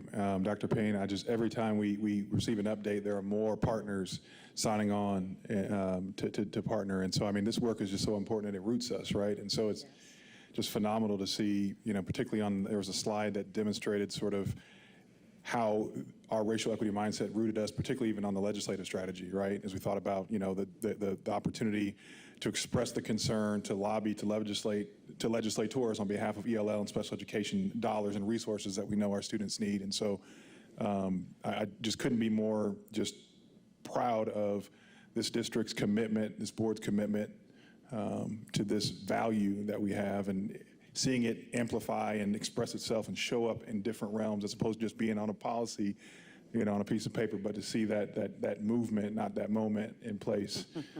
Just incredibly thankful. So thank you to all of you and for everything that you're doing. And Commissioner, I know I'm talking too much, but can I just say that I have never in my experience in this school district seen what I am seeing going on now to make sure that racial equity is not just something that we talk about, but something that is actually being put in place. And I just am so proud of the school district and of our superintendent and certainly of our commissioners. So, and of course of Andrew and Sean. Thank you so much Thank for you. all you do. Thank you, team, for that presentation. The next item, item 7.02, is a review of the data we collected from this year's administration of our Panorama School Culture and Climate Survey. So I will turn it over to Sharena Chang, who serves as our Director of School Quality, who will lead us through that presentation tonight. Thank you, Superintendent Johnson, and good evening, Board of Commissioners. As Superintendent Johnson just shared, we will review our school year 2021 Panorama Climate and Culture surveys. So our objectives for this evening are, one, to review the results that we have, and we'll actually be looking at them compared to previous administrations. So if you recall, we've been administering this since the school year 18-19, so we have 3 years of trend data to review, so we're excited to dive into that with you guys. And then we'll dive into what each one of those results look like by race. So just a great segue from our previous presentation of, here's are the initiatives that we're doing in the district around racial equity and how is that showing up in some of our performance and results. And then I'm really excited to end the presentation with our Chief Schools Officer, Dr. Henderson, will walk through how some of our principals are actually walking or using the data that they have in Panorama and applying that into their building. So what are they doing and what are the actions that they're taking, which I think is some of the most exciting work about looking at data. So this is the process. I actually, in reflecting, I thought it might be helpful just to zoom out and just give a quick overview about Panorama for our commissioners that weren't with us in the 18-19 school year when we first implemented this. So when we initially launched this, we knew that there are a lot of pieces that go into school performance, and we were looking a lot at our outcomes and academic performance, which is of course super important, and we need to look at that. But there are a ton of other pieces that go into that work, like the inputs that aren't always as easily measured, which is why we wanted to bring in these climate and culture surveys. So that was the first reason why we wanted to start diving into them. And then we looked around at a bunch of different vendors that we could have accessed, and Panorama really stood out for a variety of reasons. The first reason why is because we have a lot of national partners use them. So school districts like New York City Schools, Denver Public Schools, even our Department of Education here relies on Panorama. So we have other schools or entities are using them, and then it allows us to have access to national benchmark data. So we'll see that a little bit later of how our results compare to that national benchmark data.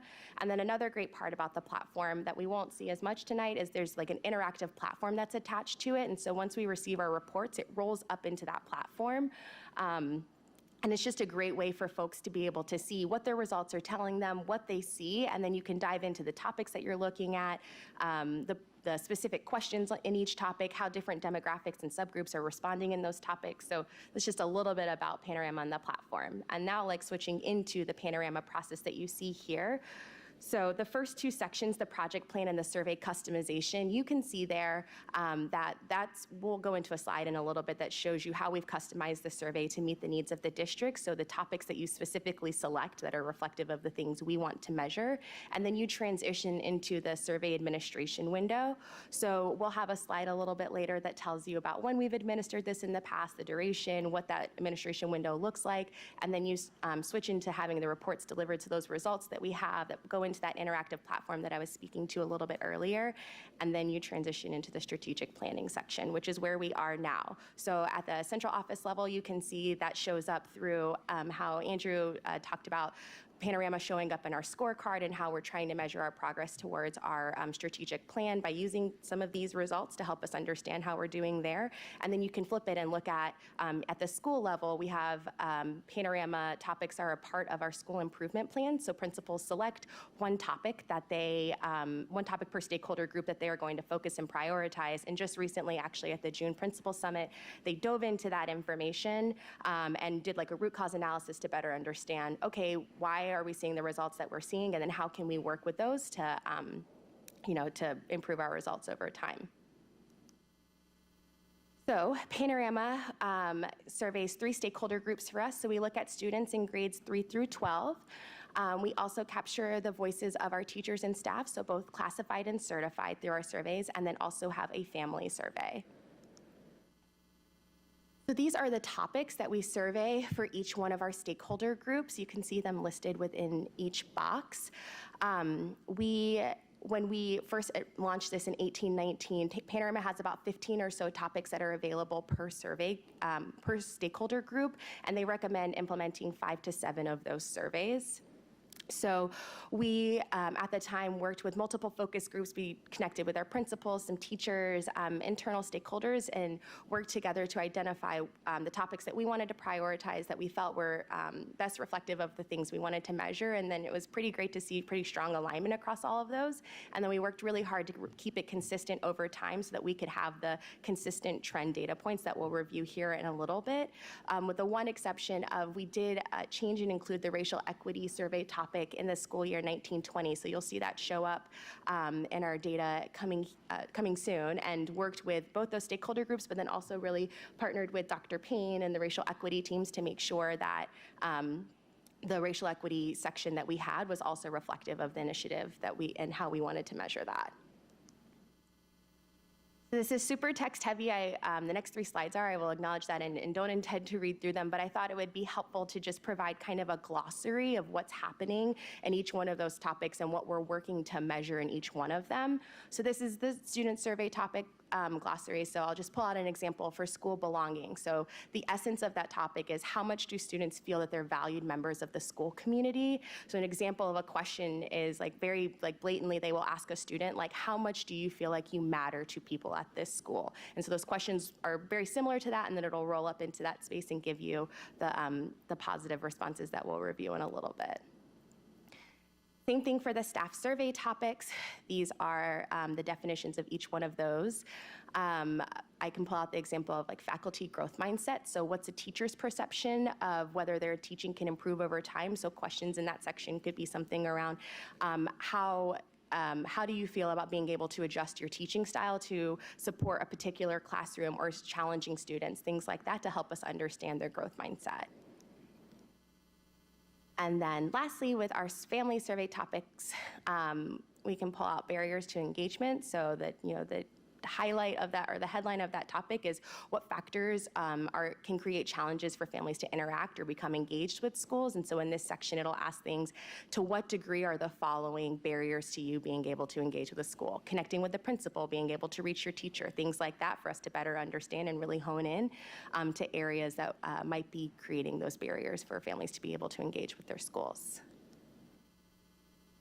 So before we dive into the graphs, there is a lot of data, so we thought it would be helpful to kind of pull those out and just give some headlining panorama celebrations that we saw as we were reviewing the data.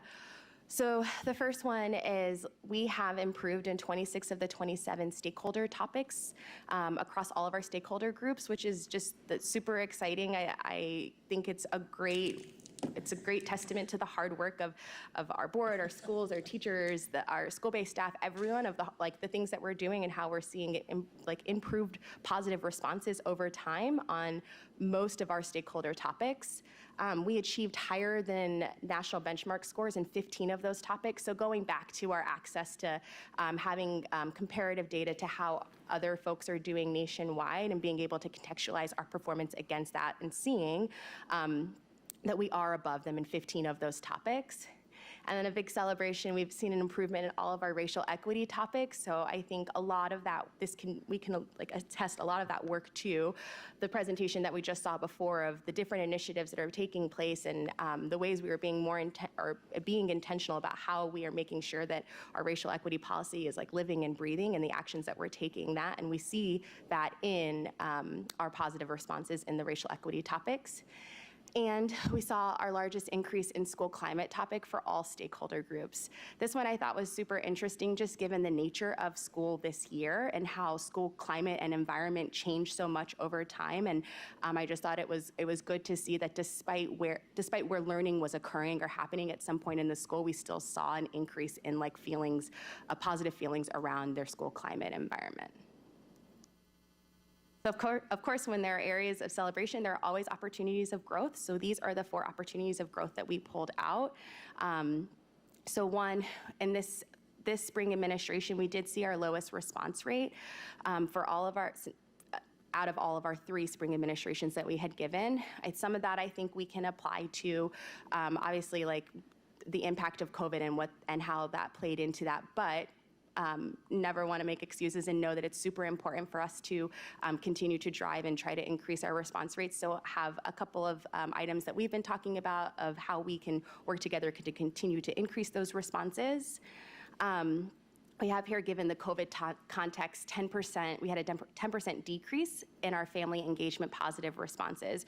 So that given the COVID context is specific there because the nature of those questions are very much rooted in how a parent could be physically and in-person engaged at a school. And we know that there were a lot of limitations in our ability to do that this year. And so when we've consulted with Panorama around how families should engage in this section, they told us that they have been telling their partners and encourage folks to take it given the present circumstances, and that we would just need to understand like that context when we review our data. But we've also asked them that like COVID has, taught us a lot of things, and one of those things is that the way families can engage in a school will look different, and so have asked them if there is an opportunity for them to shift those questions for us, and so have been in conversations about with them and their researchers about their intentions to change those questions over time to adjust to how school has changed.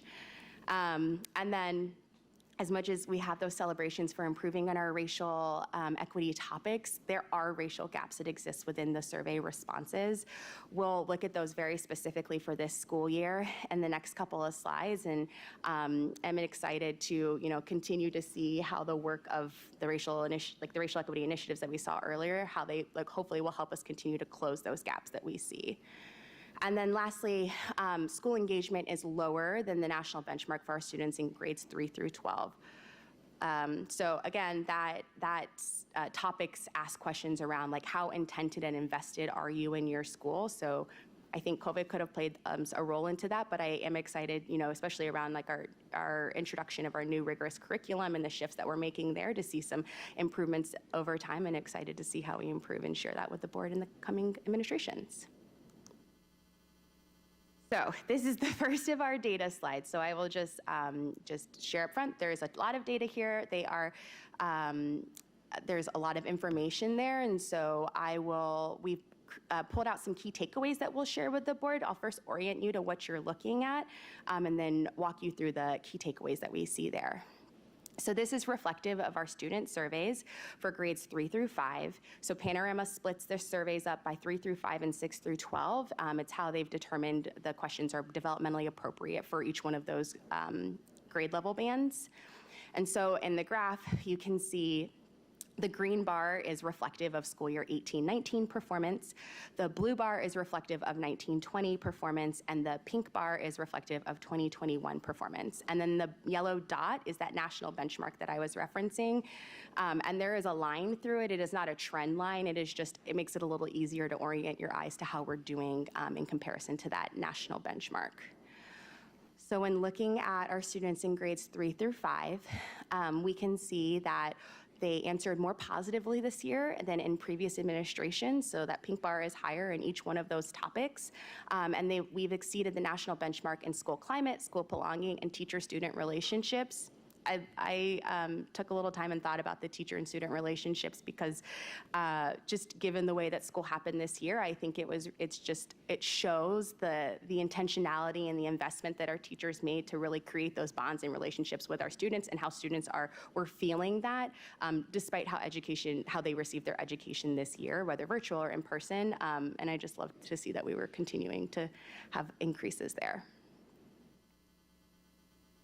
So looking at student survey results for grades 6 through 12, you can see that they also answered more positively in all areas in this past administration, with our greatest improvements being in school climate and then also in our diversity and inclusion. So I think some of that can be attributed to the work that we heard earlier about the racial equity initiatives that we have going in the district. I also think that within those sections, the racial equity topics are the cultural awareness and action and the diversity and inclusion sections. They're just broken up in two for this grade level. There are questions around when there are topics of race that occur, how comfortable do you feel discussing them in your school? How safe do you feel discussing them? When they occur, when current events around race occur, how often do you guys talk about those in your school? And how fair do people treat you when you have those conversations? And so I think this past year really provided opportunities for us to have those discussions with, the murder of George Floyd, the insurrection that happened at the Capitol. There were opportunities for students to engage in those conversations, and then increased feelings around, how those conversations went and their ability to have those conversations. So transitioning into the family survey results. So you can see here, again, I think it's important that the yellow line is not a trend line, it's just showing you where the benchmark is. And then we have the equity and inclusion bucket at the end. There is not a national benchmark for our family or our teachers and staff surveys because we customize those questions specific to IPS, so we won't be able to access that for that specific topic. But in this area, we pulled out that there were increased positive responsive in 3 areas in the family survey, and that largest jump coming in that equity and inclusion section. But we did see a decline in learning behaviors and family engagement, and spoke a little bit to that family engagement decline in an earlier slide. So now shifting over to our district's classified staff. You can see here that given the nature of the topics, some of our classifieds, like they're around educating all students, teacher efficacy, things like that, are not necessarily applicable to our staff, our classified staff, which is why their topics are, they have less topics than our certified staff. But in this group, we did see that classified staff responses were more positive in this than in previous administrations, and that we consistently exceeded the national benchmark in staff leadership relationships, and just this year in school climate. And again, like leaning into that staff leadership relationship, I think we asked a ton of our staff this year. This year was really trying, and this shows like the intentionality of our school leaders working together with their staff to make sure that they still felt valued and respected during this year, and we see that with the increases in positive responses around that. And now transitioning to our certified staff. So you see there all of our topics listed. And so again, we see an increase in positive responses in all areas of certified staff, and that we are exceeding the national benchmark in all of the areas, which is really exciting to see. But you will notice that our certified staff answers are slightly more positive in the equity inclusion section than in our classified section. So while we will dive into the racial equity gaps that we see within each topic and subgroups, I do think it's important to note there are also differences in the types of staff members, and so we'll also want to lean into that and think about opportunities to improve those numbers as well. So now we're pivoting to subgroup responses by topic. So there's a little bit of a shift in how you read this graph. The first thing is that this is only reflective of school year 2021. The second thing is that the legend has changed a little bit. So those bars reflect different things. So the gray bar is reflective of the IPS average positive responses. Then the white bar is the green bar is reflective of the white responses. Black bar is reflected in the blue, or the blue bar reflects our Black responses, and the pink bar represents our Latinx responses. So this is looking at our students in grades 3 through 5 and their response by subgroups. So the key takeaway to pull out from here is that there is some variability across the responses in all of our subgroups, but consistently white students are slightly more positive than the IPS overall rate. And then Latinx students are at or slightly above the IPS overall rate in 4 of the 5 areas. And then naming that, while we meet or exceeding the national benchmark in 3 of the 5 areas, Black students are slightly below the IPS overall rate. So when I saw this, I thought, okay, well, there are gaps that exist, and we want to better understand that, but wanted to confirm and see well, what are individual subgroup responses looking like over time as well. And so that's not reflected here, but can say that for both Black and Latinx students, their responses within each section year over year are increasing. So for example, in school engagement, I looked at the Black responses from school year 18-19, 19-20 to 20-21 to see, okay, while there is a gap, are we seeing a positive increase? And there are positive increases across all of the topics for both of those subgroups, which is a positive, but it does not take away from the fact that there are still gaps that are present here. So again, this graph is a little more crowded because of those additional topics, those racial equity topics that are added, but this is for our students in grades 6 through 12. So you can see our IPS student responses meet or exceed the national benchmark in 5 of the 7 areas, but the patterns in this graph are very similar to the patterns in our 3 through 5 graph, where our white students, their responses are typically more positive than other subgroups, and then our Black students are at or below the IPS overall rate, and then it's a little more mixed for our Latinx students. So now transitioning to our district classified staff results by subgroup.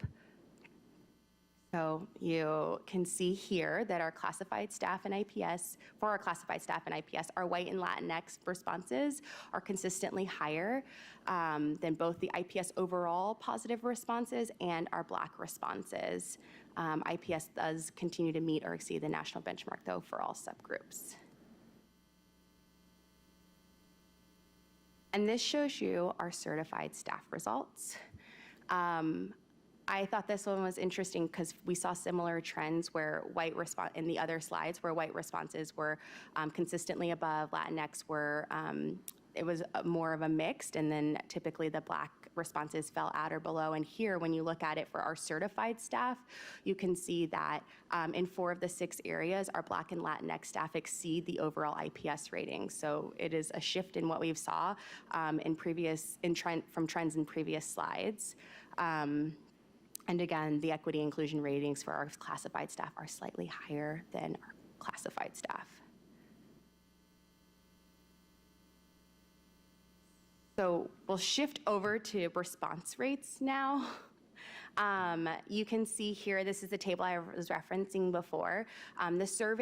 The survey that you'll be looking at is on the left-hand column, and then it shows you the window, so the time in which we administered that survey. For the 18-19 and the 19-20 school year, we just did one survey administration, and this year we expanded it to having a fall administration and then a spring administration, which is why you see that change there.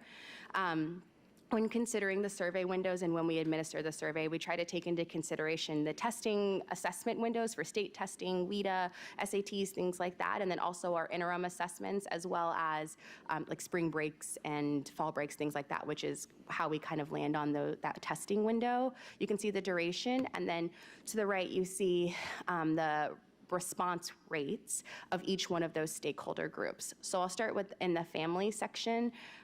So you can see for the 18-19 school year, we don't have the percentages of families. When I first launched the survey, I wasn't aware of a report that we had that gives us a count of how many households we have, which allows us to be able to produce that percentage point. But we can't pull that report retroactively. But moving forward, we will always have the percent responses for our families. And then you can see that in 1920, we were at 15%. And then in school year 2021, we increased to 16%. But you'll probably notice that the number of responses that we actually have are lower. So while the response rate is higher, the denominator for schools that were required to take Panorama in the school year 2021 was actually smaller, which is why we have that higher number. So from 1920 to 2021, we had the 3 school transitions of Lewis B. Russell to Lewis B. Russell PLA, or PLA at Lewis B. Russell, and then Emma Donnan to Adelante at Emma Donnan, and then Stephen Foster 67, which is now the PATH school. So as noted in that, in one of the earlier slides, our spring administration response rates are lower here. So you can see our students fall at 65.5%, our staff is at 89.2%, and our families is at 16% for this year. We did connect with Panorama to ask them, what are you seeing nationwide for folks, and how because they've seen a drop in response rates from other partners that are taking this as well. And so for students, what Panorama is seeing nationally is 60%. So we're above that by 5.5%, and then for our staff members is 60%. So we're almost 30% higher than what they're seeing in the nation for COVID survey responses, and then for family members it's 20%, so slightly below that.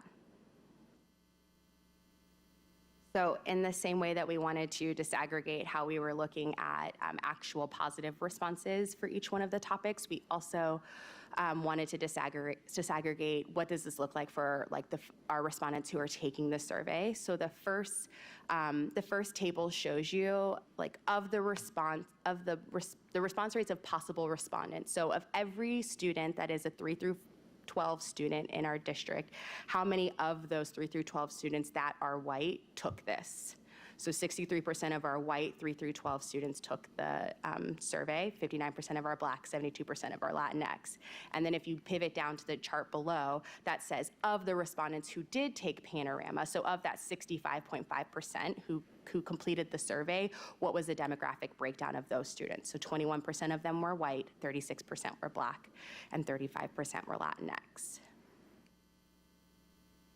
So I spoke to this a little bit earlier around like opportunities to increase the response rates. We want to capture as many voices of all of our stakeholders as possible, and so have been connecting with our school supports team and then our communications department to think about like, well, how can we continue to drive these up? So we'll include Panorama in our how-to guide, which is like our IPS back to school packet. So families know in advance, here when those surveys are coming, here's when you can anticipate to see those. We'll continue to support our schools in best utilizing School Messenger to make sure that we're able to distribute the surveys and push awareness of the surveys out to all of our families, and then continue to work in collaboration with our FACE liaisons and our community partners to just have like all hands on deck to help us capture as many voices as possible.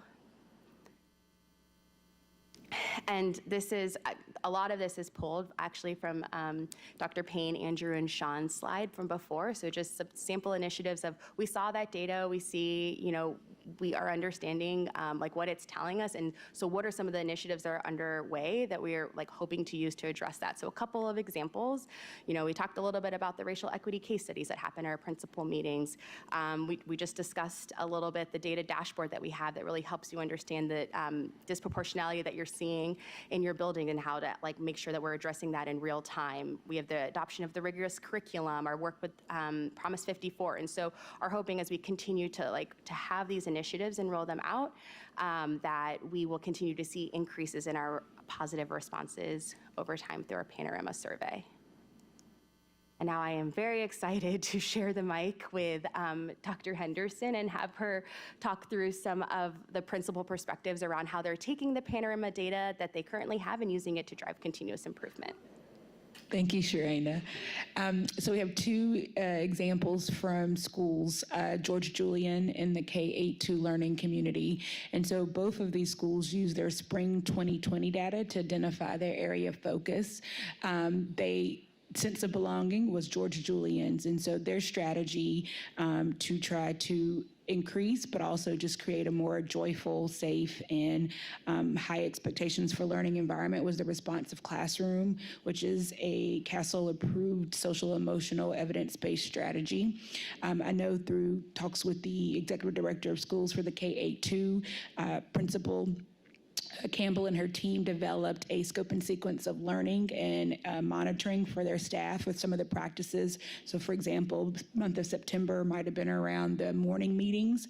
What would they expect to see the teachers doing? What would they expect to see the students doing? And they mapped out the different practices over the course of the year.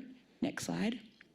I want to point out that the first bullet here, she mentions they fell short of their goals. So they set a 10% increase in both the 3 to 5th grade and the 6th through 8th in the sense of belonging. And I believe that the 3rd grade actually showed a increase, not quite to the 10%. And then the 6th to 8th grade showed a decline, which is why she has the response rate of 6%. So just wanted to point that out, that there was some improvement in their strategy in the area of for the sense of belonging in Panorama. And so because they have their results already, they're trying to plan for what they want to do differently, improve, or even do more of a root cause analysis for why the 6th to 8th grade perhaps had the drop, or which of their practices as they go back and reflect on their monitoring didn't stick, so to speak, or perhaps were not implemented with the same fidelity as other of the practices. Responsive Classroom also talks about closing circles. There are case studies. They have a mode of training that their teachers went through last summer. They also started the school year with kind of a refresher. And so one of their strategies may be for the next school year is like, do they need to bring back some of their training, or are there certain teachers who need it more than other teachers? Next slide. The next school is William McKinley. So they picked obviously a different area with the panorama to focus on. They really wanted to tie together both the social, emotional, the behavioral aspect, as well as their academic expectations. They selected tribes, which is another CASEL-approved evidence-based social emotional learning. They also focused on some of the curriculum components with social justice with our HMH read alouds. Next slide. They had students to weave in stories, or teachers to weave in stories that reflect the diversity of their students. As I mentioned, the social emotional learning and social justice, and you see that highlighted in their culturally relevant texts. So they really tried to pair both of the academic as well as the social emotional piece at William McKinley. Next slide. And Principal Perry shared the 6th grade increases for those particular areas on the Panorama survey. As you can see, they showed a big increase in each of those domains. And so the schools, through their monthly visits with their executive director of schools, through their walkthroughs and one-on-ones, the EDSs are asking for evidence and artifacts of how are your strategies actually being implemented? Can you point to that? And what are you doing if the strategy is not showing that it's working in this particular time in this classroom for whatever the reason? So that is, I know that I've reviewed for George Julian, their learning map support, as that executive director shared that with me in the fall, but this is just an example of how the different schools are taking that information and then designing strategy to try to improve it. So with that, we are happy to answer any questions you guys might have. Commissioners, any questions for the team? Thank you for the presentation, by the way, both of you. Commissioner Arnold. Thank you for the presentation. Can you talk a little bit about how is it promoted for parents to complete the survey? I know that's the lowest and it's got to be the most difficult and the most challenging, but do different schools do it differently, or are some schools more successful? How can we as a district look at raising that number? Yeah, so we have a survey coordinator that's identified at each one of the school sites, and so that is who we work directly with through the survey administration process. And so prior to administering it, we provide materials and items that are used for, like, communication and distribution of how to get the survey distributed to different stakeholder groups to support that. To your point, it does vary by school, and we have the response rates by school, which we can share and look at. But schools sometimes have computers that are, at the front of a back-to-school family event. They have their FACE liaisons work with their parents to make sure they drive improvement for our schools that have those FACE liaisons. They, make sure they push it through their parent-teacher associations that they have. So a variety of ways are used. And in the slide here, where we were like, okay, what other ways can we continue to push this? And so now, how can we utilize School Messenger to ensure that the surveys are being pushed out? How can we make sure that surveys are on folks' calendars before time and ahead of time so they can plan appropriately for being able to take those? So initiatives in place, and definitely opportunities to continue to push and grow those. I would like to see it by school. I don't know if anybody else, but I think it would be telling that, some schools may be significantly higher. And what are those schools doing that maybe the other schools? Okay. I'd like to have that. Absolutely. Thank you, Commissioner Arnold. Any other questions? Commissioner Collins. I don't have a question, but I do appreciate the explanation. Having the raw information, it left a lot of a need for clarification from me, and I certainly do appreciate the work and the complexity that you're sharing with us, and it's a kind of a unique tool to use across a district, and so I think that as time goes by, I definitely want to hear more information, and I hope that you continue to give us updates on progress in moving things up higher, opinions or attitudes higher. And I'm just impressed. Thank you. Yeah. Thank you, Commissioner Collins. Commissioner Slack. Yes, I would like to say the same thing. I'm very impressed with the data. I know it's a lot of wealth of data, and it's a long process, but we do need to hear what all entails in this data, so I'm really appreciative of it. I'm also appreciative of that the fact that our goals that we're going to vote on tonight will be in alignment with the school engagement, the family engagement, which shows that it's much needed on both this central side and the school side. And I think that's telling when we look at slide 13 on both of school engagement and family engagement. It's telling us that those are areas that we need to be focusing on, and our goals tonight will emphasize that. I would also like a little expansion on, if you could tell me what school fit means. I think I know what it means, but I want to make sure it's correct. On slide 13, it says school fit. Yeah, so school fit, the high, sorry, I was making sure I was checking my notes. The high overview of it is a family's perception of how well their school matches their child's developmental needs. So is the school meeting your child where they are, and are they able to support their learning through that experience? Okay, and when we look at that number as 63%, is that 63% out of 100%? Or is that just saying 60% of our people who took the survey? So it'd be 64% positive responses. So the surveys have, it's like a scale of 5 or 6, I think, and they're the ones that are like, they match my fit a lot, they match my fit somewhat, they match my fit a little bit. So they take the top 3 responses, and those are what they roll into that like positive responses. Okay, and so when we look at the numbers of how many of our Latinx community actually took the survey, it says about 3% to 5%, I think it said on there. So the numbers are a little bit lower, so the responses could be positive. So it can kind of give us almost like a perception that we're doing pretty well, right?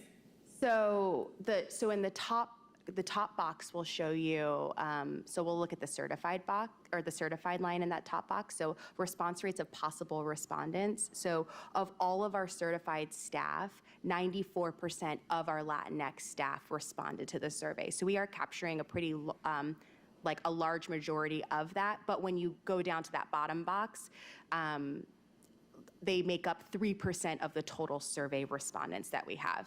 Thank you for that clarification. Yeah, of course. The last thing I want to ask is on slide 19, family, it says, I think it says family growth mindset.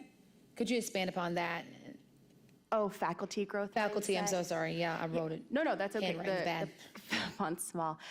So that topic looks at overall a faculty member's beliefs in their ability to grow and expand in how they teach and meet the needs of students. So a question is like, how comfortable do you feel to shift your learning style for a particular class or for a student, like a challenging student? And so just capturing how, like, their perceptions of their ability to, shift and adjust to those to different types of students.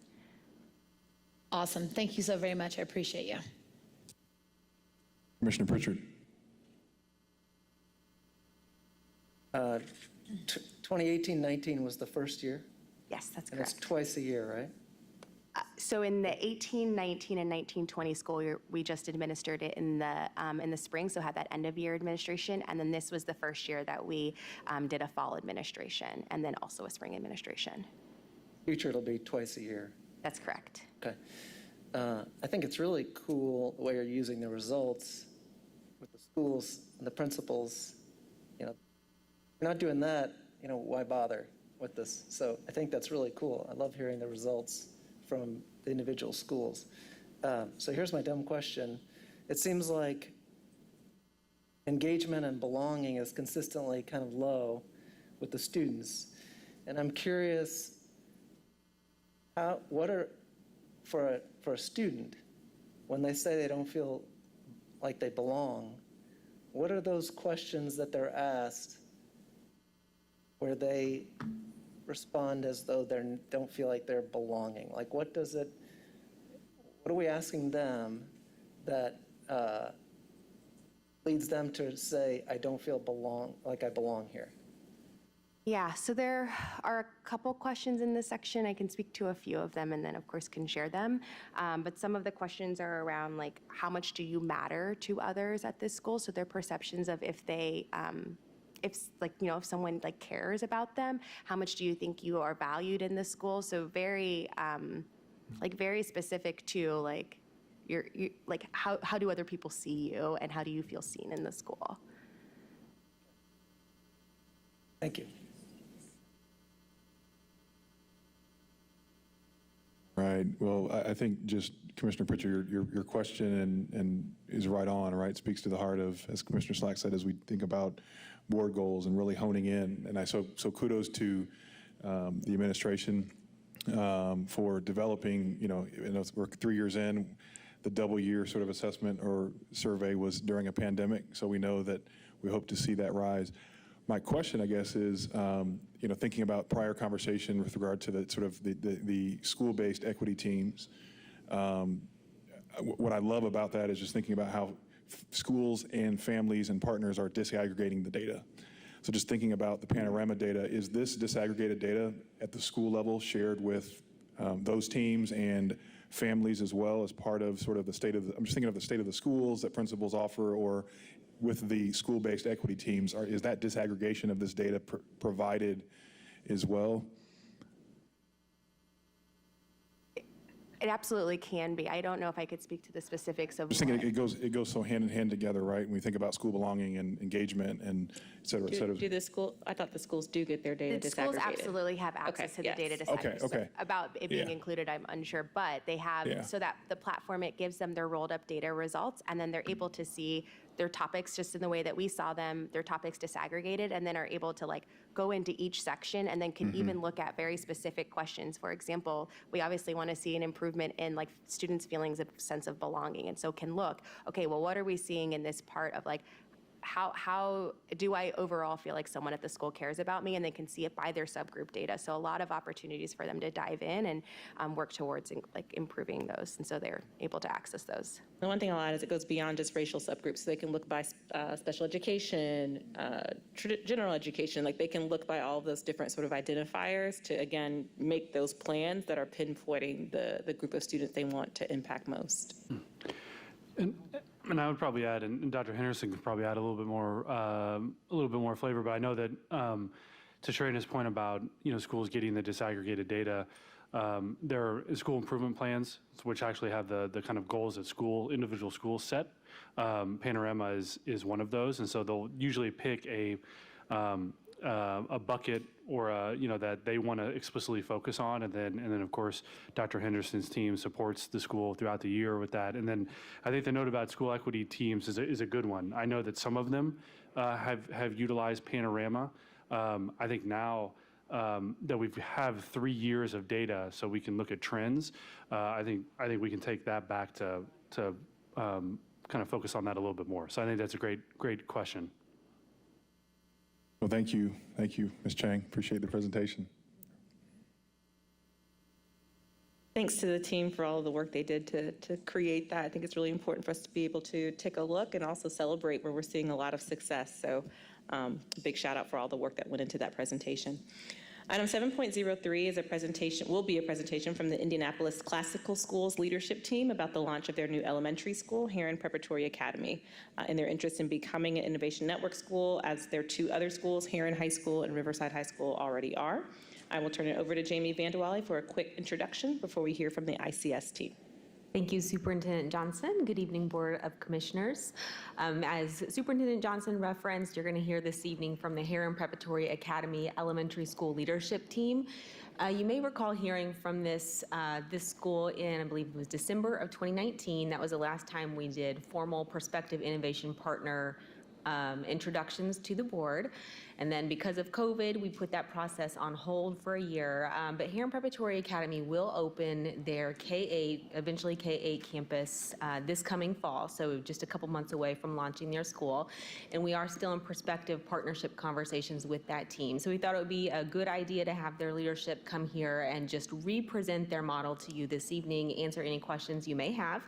So I'm excited tonight to welcome their Director of Curriculum Instruction, Sean Henselite, as well as their school founder, who wasn't going to be able to make it, but there's a change of plans, so apologies for not having her name on the slide, Dr. Tanika Holden Flynn, and we'll turn it over to them at this time. Good evening, Superintendent Johnson, Commissioners. Pleasure to be here.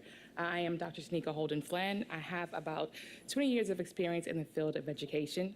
I have led at the elementary, middle school, and high school level, which is very helpful in the fact that literally we are trying to scale some of our classical education best practices from high school down to elementary and middle school. This is Mr. Sean Henselite, who will be serving as our Director of Curriculum Instruction and will be presenting with me this evening.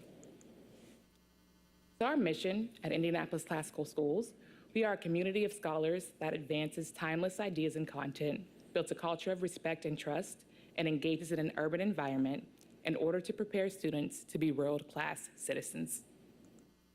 Our vision, Indianapolis Classical Schools, is founded on the belief that a classical liberal arts education, where students are steeped in great historical thought and invention, is the best preparation for a future life of leadership and service. Indianapolis Classical Schools emphasizes the classical art and literature of many cultures, presented through the lens of science, mathematics, and humanities. This unique approach to the organization of knowledge provides a means to integrate subjects and lead students to a journey through the earliest human history, right up to the modern examples of human creativity. And so just to share with you all some of our results to date, you can see the first bullet there about our state performance. Our high schools are ranked first and third in the city on the most recent ISTEP data we have. For Heron Preparatory Academy, we currently have 116 students enrolled for the upcoming school year.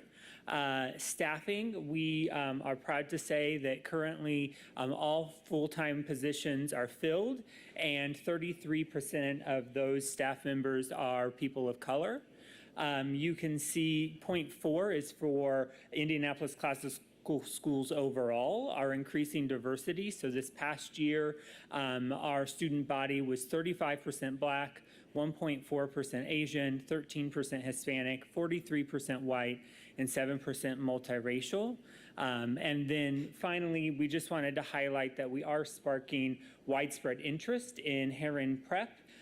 We have families coming to us in the coming school year from Washington, D.C., Pennsylvania. I spoke to a family from California today, Northwestern Indiana, all families moving to the area who have chosen to come to our school. And so just a very quick overview of our program offerings. So we are a classical liberal arts education, which means we focus on trivium, the idea of grammar, logic, and rhetoric, taking all the way from base facts and information to taking that information, presenting it, and analyzing and critiquing the thoughts and information that others provide.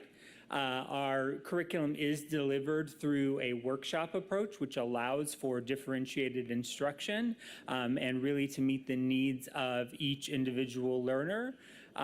We believe in intentional diversity, both in our staff and in recruitment of students and in our curriculum, and making sure we provide a wide array of perspectives and authors in our classrooms. And then a couple of other pieces speaking more to the liberal arts piece of our classical liberal arts model. We are planning to offer world languages as one of our related arts classes, as well as STEAM. We will have a STEM class as well as art and music, and we recently finalized plans to offer both dance and theater for our elementary students as well. So why innovation? Great schools, right? So we definitely believe that families should have choice. And while we know that there are a plethora of great schools in the city, we also believe that Heron Preparatory Academy should also be an option for families. We value diversity, as Mr. Henselai stated. That is something that is extremely important to us. You can see that as we have hired our staff and currently have 33% of our staff are people of color. We are also seeking to make sure that we have a very diverse student population. And in terms of our reciprocal partnership, we're just really looking forward to that, to expand on the partnership that we already have with our high schools and really to work together in terms of professional development and to really support our students. Thank you. We're happy to answer any questions. Thank you to the Heron Prep Academy team. Thank you for being here this evening. Questions? I think Commissioner Arnold. So you're located in the Manual building, correct? Is that right? So currently, right now, we are going to be located on the campus of Heron High School in the North Lot. We will be in a modular for our first 2 years. That is the plan. I had my charters mixed up. Okay, so tell me again, where are you located or going to be? We are going to be on the campus of Heron High School currently right now. So we will be in a temporary location, and we are looking to be in a permanent building within 2 years. And what grades are you starting with? So we are doing a slow growth model starting with grades K1 and 2. Thank you. Thank you. Commissioner Collins. Yes, thank you for your presentation. I'm interested in, I can see workshop method for high school students. How does that work for K1 and 2? Yeah, so that will start with a whole group mini lesson where students are all gathered together for that learning. Then students, for example, in reading would engage in independent reading while the teacher confers with students individually or meets with small groups of students. That's also when we will intentionally push in our support staff, such as myself, our instructional specialist who is here with us tonight, as well as our instructional assistants. We've designed our schedule so that those key blocks like that reading time kind of vary throughout the day so that we can push in, maximize supports during those times. Okay, and how do you include classical thought in the elementary? And how do you include other cultural leaders in their thoughts and how they impact classical thinking or critical thinking? So, right, so when we think about classical education, right, we know that some of our most important tenets are truth, beauty, and good. So when we think about like teaching students about different people throughout history, we really kind of look at those aspects and those elements and how those were incorporated into work that they've done, right? So that is like one way that we would expose them to different cultures, but really also keeping that those classical tenets at the core of what we do. Thank you. Commissioner Slack. Thank you for being here tonight, Dr. Flynn. I had a couple questions. How do our students, the ones that you're going to be recruiting, going to see themselves through your program offerings? I know that you're saying you're increasing your enrollment for our Black and brown kids. How are they going to see themselves within your program offerings? So I think, in terms of that, I think it's also like really important the fact that we actually have a very diverse staff, right? So I think having that connection with our students, but also as Mr. Henselai was speaking about, just a lot of our reading materials, we are specifically making sure that we're incorporating things that really are classical, right? In the sense that we're thinking about just classical and timeless literature that is really important that all students need to read, right? So it may not necessarily be something that actually originated from Latin, but it is considered an American classic. And so those are things that we also are tying into our curriculum. Please chime in. And another question would be, has your staff went through racial equity training? So our staff is actually just recently hired. We haven't actually met most of them face-to-face yet. So we will be doing racial equity training when we actually start our pro-dev, which will begin July 31st when we'll first be meeting our teachers, and we will have like 2 weeks before then we actually bring our students in. So during that time, we will begin our racial equity training, but that is something that will last throughout the entire school year. So it will be consistent, and we'll come back to that throughout the school year as we do staff meetings and professional learning communities. Okay. Last thing I have to ask is your personal development training for your staff. What would that look like when it comes to supporting the kids ethnically for their culture, background they're coming from? How will you support your teachers to teach your kids, other than the ones that are not of color? You understand what I'm saying? No. So you're hiring your teachers, most of them are of color. The ones that you're not hiring of color, how is your personal development going to offer them the support they need to teach the kids? So thank you so much for that clarification. So what we're working on currently right now is we are looking through our evaluation tool that we're going to be using, as well as our informal evaluation tool, really making sure that there's a piece that speaks to culture responsive teaching, right? So that one, it shows that this is a priority for us, so teachers understand this is how we're going to be evaluated. And of course, for us, what we do is we use that evaluation that tool to really to create all of our professional development. So that is how we will be incorporating that and making sure that it's something that is consistent for us. Thank you so much. I appreciate you. Commissioner Moore. Thank you. Again, thank you for coming. I just have a quick question. So in on your page number 4, you said all your full-time positions are filled with 33% of people of color. Does that mean that the instructors, the people that are actually touching the children, would be 33% of them would be people of color, or do you just mean like the entire staff, like the janitors, the cafeteria? I'm just trying to understand, exactly what you're saying when you said 33%. No, that's an excellent question, and thank you for asking that. And so when I'm speaking of that figure, that will be people that are touching our students. So that is actually comprised of teachers, instructional assistants, climate and culture specialists in our building. And I will say, I anticipated we might get that question, so I did it in my head a minute ago. And so our classroom teachers, 33% of them also, it happens to be the same number, are teachers of color, people of color. Interesting and very good, considering the fact that you said 35% of your kids are going to be people of color. More than that, really, now that I think about it, when you add them up. Thank you very much. Thank you. Commissioner Allen. Thank you for the presentation. I see the current enrollment is 116 students. Is that the maximum capacity? Do you have capacity for more? So our target is actually 120 students, so we do have room for about 4 more. Thank you. Thank you. Commissioner Moore. I apologize because I stepped out to go to use the young ladies' room. But so the 116 are your current enrollment. Are those coming from families that you already have that's in your other grades in the other schools like Riverside and the school up here on Pennsylvania, right? Yes. So is that where the majority of these children are coming from now, from families you already have, or are you actively recruiting?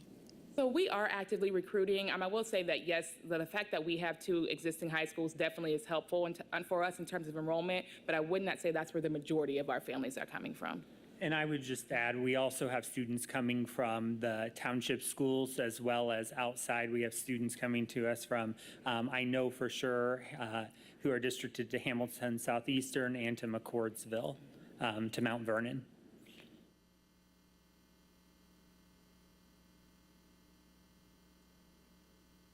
Turn on my microphone. Thank you very much for the presentation. There's without a question, your record in the high school space as Indianapolis Classic Schools is strong. There's no doubt about that.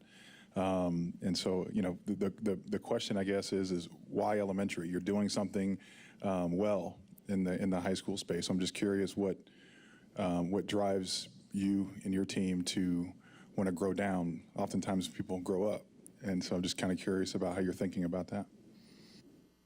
So I think when we think about that, right, when you really think about a true classical education, like classical education, it starts with grammar, right? Logic and rhetoric is the system, the form that we follow. So technically that should actually start in an elementary school, right? So really we actually started backwards.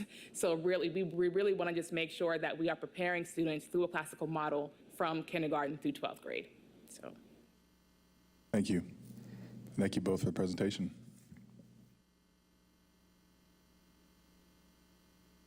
Thank you both for being here. Our final item in superintendent reports is item 7.04, which is an update on the ESSER Town Hall meetings that we held last week in partnership with the Board of School Commissioners, presenting some of the feedback that we heard from attendees. And so I'll turn it over to Andrew for this presentation. Thank you, Superintendent Johnson, and good evening again. So the objective here is to highlight the trends from the community town halls that we ran last week, and then want to do a really quick review of the ESSER tracking tool that we've talked about a few times that will actually launch tomorrow. And so I'm going to roll through the first handful of slides here pretty quickly. You've seen them before. They're slides that we actually utilized in the town halls as well.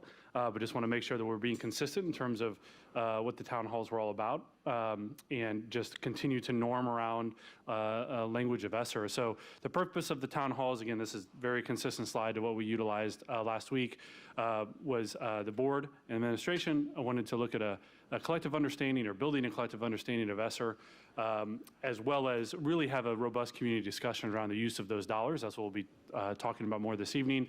And then, of course, we've shown this slide a number of times, but want to make sure that we're pursuing the decision-making process relative to how we are thinking about utilizing the dollars in relationship to our strategic plan and our strategic priorities. And so that really, at least to this point, has we've thought about that in 3 buckets, which is invest in student learning, evolving our IT infrastructure, and then continuing to invest in facilities and safety for our students and staff. So what is ESSER? It is the Elementary and Secondary School Emergency Relief Fund. It is a federal stimulus program, and it has some guardrails in terms of how it can be used, but really focusing on learning acceleration and then preparing schools for reopening, testing, repairing, and upgrading projects. And then its impact on IPS is here on this slide. So we've gone through 3 rounds of ESSER.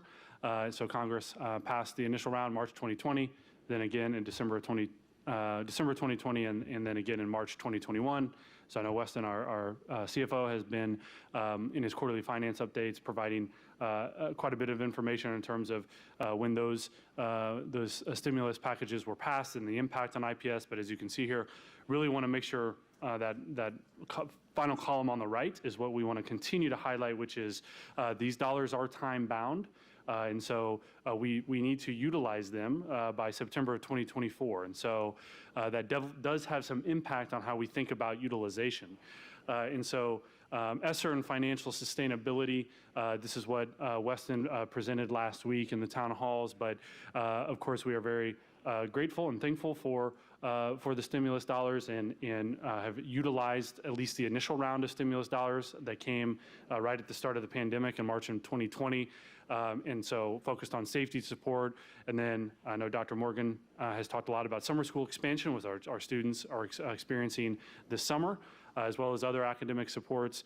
And also note that this is pretty complex, right? There are a number of other funding streams that have been outlined, to support COVID response. So that's FEMA, philanthropic dollars. So our community, I know, has stepped up and will continue to step up to support the COVID response, the Governor's Fund, state learning grants. And so Weston and his team are very busy at kind of managing all of this on the back end so that we can be clear on the front end about where dollars are flowing. And then, of course, we've seen this slide a number of times, but as we think about our financial landscape, really wanting to make sure that we are tracking to that purple line. Just because we have stimulus dollars that are coming in, again, they are time bound. And so we definitely still need to be making challenging decisions. And one of those, an example of that was a couple months ago in decisions around transportation, because of course as an administration and as a board, thinking about long-term financial sustainability. And so this, just because we're getting some federal stimulus dollars, again, which is very helpful, that does not mean that we still don't have tough decisions to make here in the near future. And so really getting to the heart of that question of why can't ESSER solve long-term sustainability? Again, just want to make sure we're saying this over and over, but the dollars are time-bound, must be spent by September of 2024, and therefore, does not address the long-term sustainability challenges. So as we think about academic strategy, which is really what we want to kind of really focus in on, Dr. Morgan shared last week just kind of our foundational academic strategy, and you saw we had actually a lot of really good conversation about this during the racial equity presentation around kind of this theory of action around, if we purchase on grade level curriculum for all schools, support teachers through that professional development and in implementation of that curriculum, then students should have daily access to on grade level content no matter what school they attend. And so we are definitely thinking about ESSER in support of this foundational academic strategy. Here are some just key investments that are already planned. Dr. Morgan and his team and Dr. Henderson working on, that obviously we've purchased that new curriculum. So how do we utilize PD in a way that supports teacher development to execute on that curriculum, again, directly aligned to our racial equity commitments. And so that work is already underway and will take place this summer. And then the slide is kind of hard to read here, so my apologies, but just a number of other things that the strategic plan already accounts for in terms of things that our students need as we've been tracking through the data and the impact of COVID. So things like rigorous high school expectations, a lot of social emotional learning supports and mental health supports, which I'll talk about a little bit because that was definitely a major trend that came out of the town halls. And so there are a number of things that are already tracked, already underway within the strategic plan, but want to make sure that we highlight the trends. And then this is just kind of how we went through the discussions last week when we broke out into small groups. And I know I was able to be at 3 of the 4 and really enjoyed the conversations that took place. And we took a lot of notes. And so that's what we want to really spend our time on this evening is what did we hear? So going to go through this in 3 different ways. One is when we think about trends, these were items that were mentioned multiple times. So this is not scientific. This is, as our team went through all of the information, these are things that were mentioned multiple times. And so as I already talked about SEL support for students and staff, so I gave some examples there. Again, this is pulled directly from the notes that we were taking. So that can include mental health support for all schools, wellness programs, all schools having a parent liaison, increased after school activity options. And I saw some familiar faces here this evening during public comment, but heard a lot about language supports, so that, increasing translation services, and then also supporting our families with the use of technology. So as we, think about what one-to-one continues to look like in the future, how we can make sure that we're thinking about that in relationship to language justice and what has been spoken about in multiple conversations with parents. School libraries was mentioned multiple times in terms of thinking about how every school can have a robust library and every school having a media assistant, and then tutoring. So we have, this is something we're already kind of tracking in our strategic plan, but thinking about what high dosage tutoring looks like. And so we should definitely be able and be ready to present to the board a lot more on that in the fall in terms of how that we can start thinking about rolling that out. And also something that was mentioned multiple times is, not only focusing on learning acceleration there, but also, students that are already at grade level and above, making sure that we're continuing to push, which I thought needed to be lifted up here, and then how we might focus on high leverage grade levels. So, and then I know a parent spoke this evening about extended learning time, which is something, again, that we've been thinking a lot about and kind of tracking too, which is thinking about how we might utilize Saturday academies and extended school day, et cetera. So a lot of things being discussed. Those were the major trends. Some additional trends here, these are things that are mentioned more than once, so 2 to 3 times.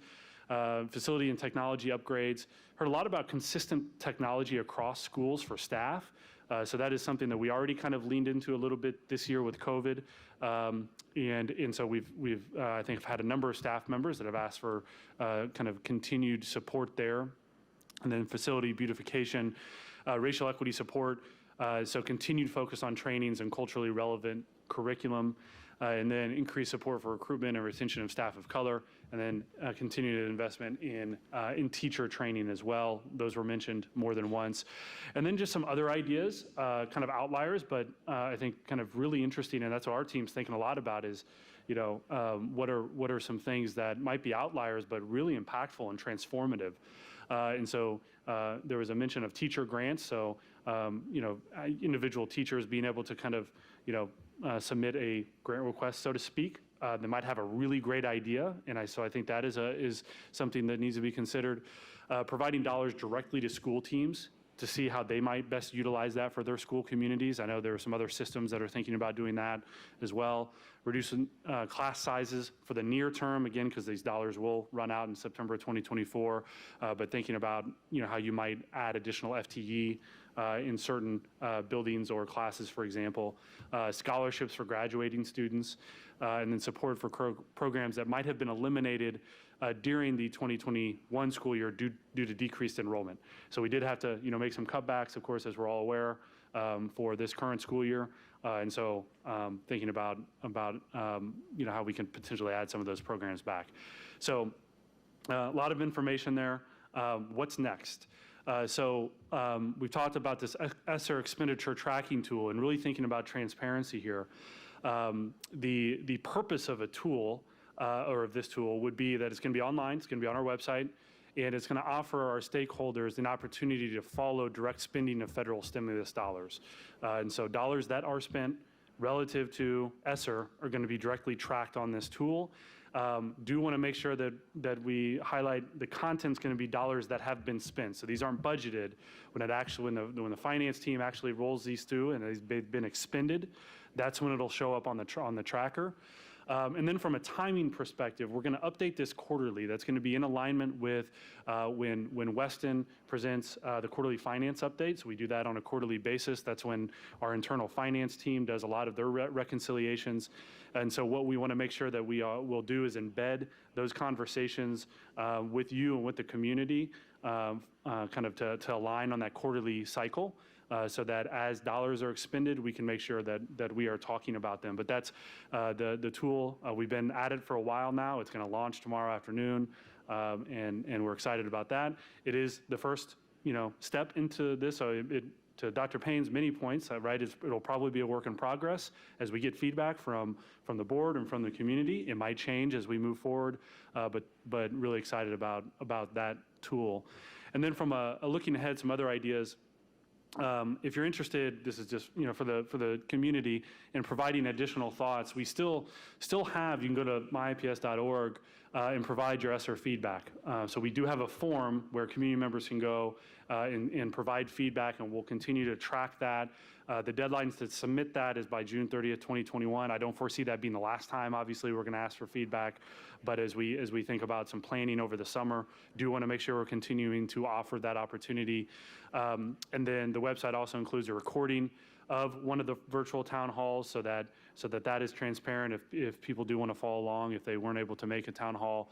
And then as we think about coming to the board in the fall in terms of updates on progress on spending decisions, what we want to make sure we do is ensure that we are wrapping into, in particular, conversations around the strategic plan. Here's what we've heard. We heard this in the feedback in the town halls, and here's a decision we're making on how we're utilizing the dollars. And so, definitely don't see this as a conversation that we have once a quarter, but really we should be bringing routine updates on big initiatives that are funded by ESSER and make sure we're being transparent about that. Excuse me, as we present to the board. And so that is all I had. Definitely happy to open for questions, and myself and the team can help answer. Great, thank you for the presentation. Commissioner Arnold. Thank you for the information, and I just wanted to thank my fellow commissioners. I was not in town last week, but did listen to both the Monday and the Wednesday virtual meetings. And I know it took time and there was a lot of planning. So thank you to my fellow commissioners that stepped up to the plate in my absence and made sure this important initiative got moved forward. And thank you to all the work. I know it's pretty extensive and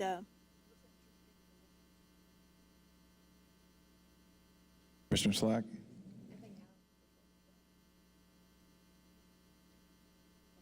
Thank you for this presentation update. The tracking tool, is that mandatory? Is that something we just decided to do as a district? And are there other districts that have a tracking tool? Yeah, and Weston can chime in here too. It is not mandatory, to my knowledge. It is, I think, a best practice that as we have talked to a number of other districts across the country that I think a lot of people are talking about doing. And so it is something that was very important to us from a transparency perspective, but definitely not mandatory. Haven't seen it play out here in the state yet, but I know a number of other districts around the country are thinking about doing something similar. And then my second question, just to clarify, these are reimbursements, so we have to spend these resources and then be reimbursed from the federal government. Is that correct? I think that's correct. Yep. Looking at Weston. Yep, that's correct. Thank you. You're welcome. Thank you, Commissioner Allen. Commissioner Slack. Thank you, Andrew, for this work. I really appreciate it. Again, a number of things last week too, so no town halls for me. Thank you guys for stepping up in our absence. Also, want to say kudos to Slide 18. I am super excited to see Saturday Academies because I think our kids will need them, and as long as we make them exciting, they will attend them. And extended school days, I know it's going to be kind of hard for our teachers, but I think the work is definitely needed, especially on the focused academic areas. So kudos to that area. I want to lift up those. I also think there was another slide that talked about the, slide 17. It talked about every school needed to have a library. That is definitely needed. Should have been done. I'm glad we're putting it on the radar to get it done and to have media assistance. I want to say kudos to those two things. And also, it was another thing I wanted to say kudos to. Oh, I wanted to ask you about the deadline. I know you mentioned that this won't be the last time to submit, so you will be letting our community know when there's another time to submit, because June 30th is coming up pretty fast. So. Yeah, and I think that was, we wanted to make sure that in this kind of first round of community engagement relative to ESSER, as we're doing a lot of planning over the summer, that we definitely offer that opportunity if you weren't able to make a town hall, because the school year just ended, there's a lot of stuff going on. But I would foresee that, as we continue to track through the next couple of years, that these are conversations that we'll have multiple times. Thank you. And I also wanted to say thank you for the spending and the tracking of the spending, because that transparency allows us to get trust within our community. So thank you for that as well. Commissioner Slack, the one thing I wanted to add specific to the tracker and the trends you see is these are all ideas that have been lifted, so they're not necessarily things that we are yet moving to execution, but as we do the tracker and we do have those things that are coming out of the community conversations, we will denote that so that we're able to, again, demonstrate where we heard this from our community and now we're making that investment. Problem solution. Thank you so much. Commissioner Pritchard. This question really more applies to ESSER 2 and 3, but will the final budget for ESSER 2 and 3 be presented to the board for approval? And when you say budget, just want to make sure, understand, is that kind of like what we would project in terms of what we're thinking about utilizing ESSER 2 and ESSER 3 for? Yeah, how you're going to spend all the funds. Like, will your final decision on how you're going to spend 2 and 3 be presented to the board? Yeah, I think that, go ahead, Superintendent Johnson. I was just going to say that'll likely be ongoing because there will be ongoing decisions made. So it's, I wouldn't think about it in terms of here's the date by which we have now budgeted to spend all of those dollars, because again, we'll have needs that are ongoing. We'll have circumstances that change that we need to respond to. So as we're making those decisions, certainly the board can, will know we're investing in this curriculum, that kind of thing, but I wouldn't think of it as the normal budget process like what we do when we approve our general operating budget. Does the board participate in the decision-making process for as you spend money on an ongoing basis?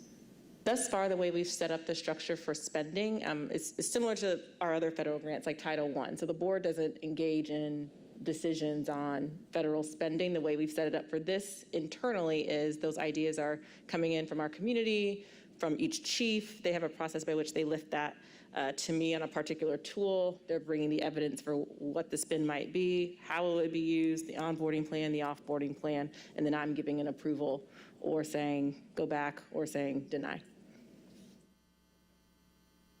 Superintendent Johnson, I would just say there's a normal consent agenda item that is the general purchasing report, and so anything significant over $75,000, it will be noted there. It'll say funding source, and that's something that it could be raised at that time.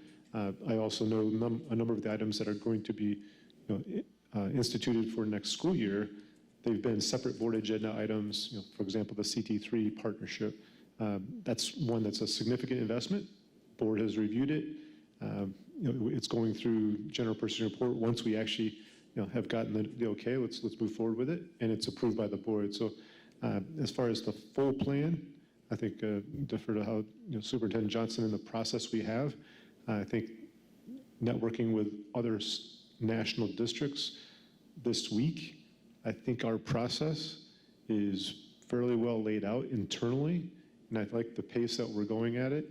Can always do more at the transparency board level, but I think we've got a pretty good model that people are saying, let's learn more about you.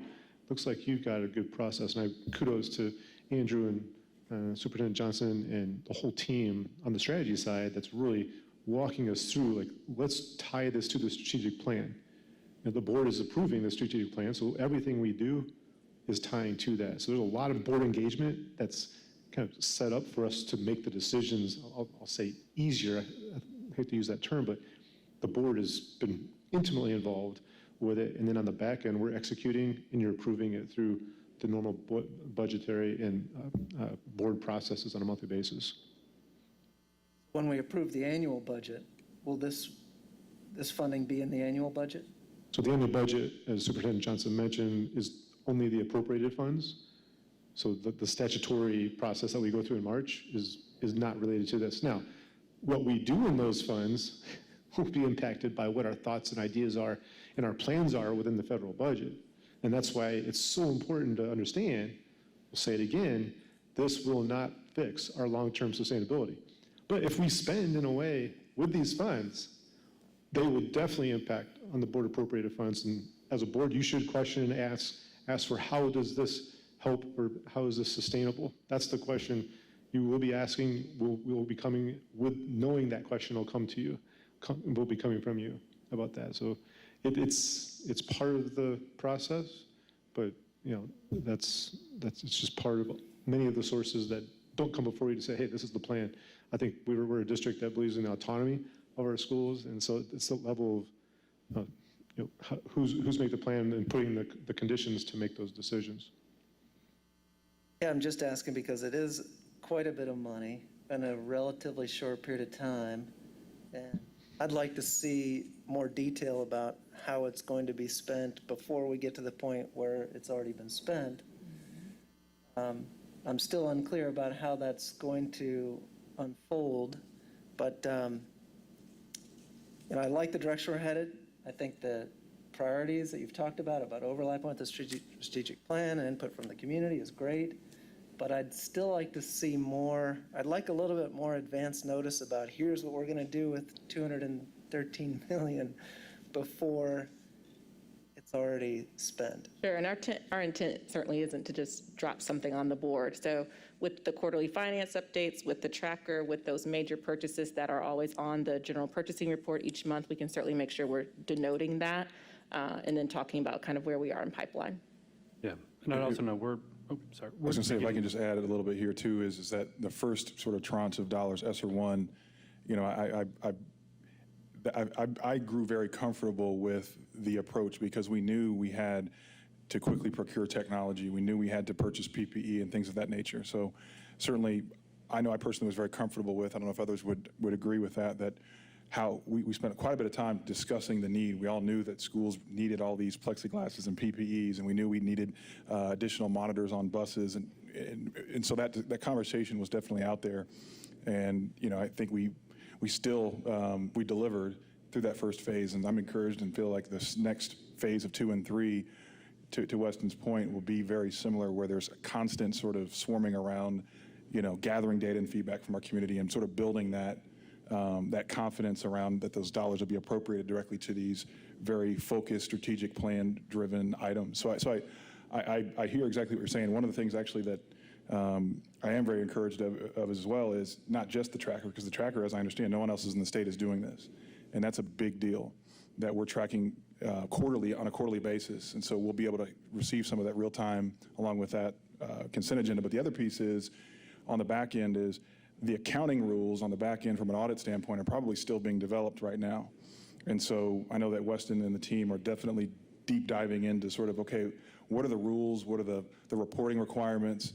How do we basically build the car while we're driving at the same time from a reporting standpoint? And I know that's something that from an accountability standpoint, perhaps there's further discussion around quarterly financial updates, or the finance committee maybe being an additional vehicle to further drill down, into how those dollars are being spent, actually penny by penny perhaps, or dollar by dollar. But I know certainly, there you go, look at the timing of the quarterly updates. I guess I could stop there because that's the point that data will be presented. But I think your question is absolutely right on, and we have to, this is we said before, once in a century funding that school systems across the nation are receiving, and we've got to make sure that we're very hyper-focused on every dollar where it goes, and then communicating in a transparent way where those dollars are going.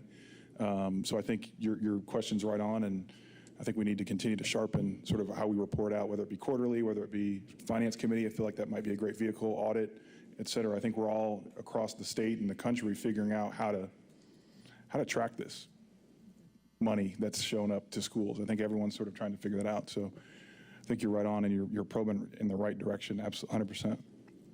Yeah, the thing, as I understand it, the tracker is to say, here's where we spent the money, which is great. But what I'm curious about is, how do we intend to spend the money? And I love the examples on 17, and I know we've talked about adherence to the plan, but before we get there, and I don't need to see a specific line item detail, I'm just curious, like, where are we headed with $200 million? Like, some general allocations, I think, would be helpful to see.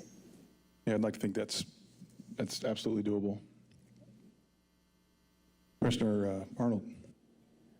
My first thought, what doesn't fix what your concern is that it'd be a separate item in the consent agenda on what we've spent, just added as a 5.10. But I would also be interested in maybe it being part of the monthly superintendent report to give us an update on where we're going and what we're doing. I just think it's important enough. I think people are watching what we're doing. It is a large amount of money. I would be comfortable, I can't speak for everyone, that it's just part of the regular agenda that we're getting an update on what are we proposing, what have we done, whatever, just so that, again, there's a lot of transparency, and even us as a board, because people are going to be coming to us and saying, well, what did you do? Know that and be able to articulate that. So just my suggestion. Commissioner Slack. I also would do all that because as members of the Finance Committee, there's some members there's people there's commissioners that are not members of the Finance Committee or the Audit Committee, so they don't get these quarterly updates of where we're spending our money or where we're going or we're projecting to go. And even if we're on the Finance Committee, you know what we spent, not really where we're going. So the clarification on that, I would have to agree with that. And when we first got our first set of ESSER money, we were looking at crisis mode. So it was a completely different environment than what we're about to head into, hopefully. And we don't hit crisis mode again. But we would still know what kind of direction we're going in. It would be nice to kind of flag it outside of the consent agenda, so then let us know that it's in there, that we're spent that money, then that we can look at it. And again, I'm with Commissioner Pritchard. We don't have to see line by line, but just a general something to tell us what we're spending it on. I think that's right on. We have the Finance Committee department over here on this side of the board, so I see that's excellent.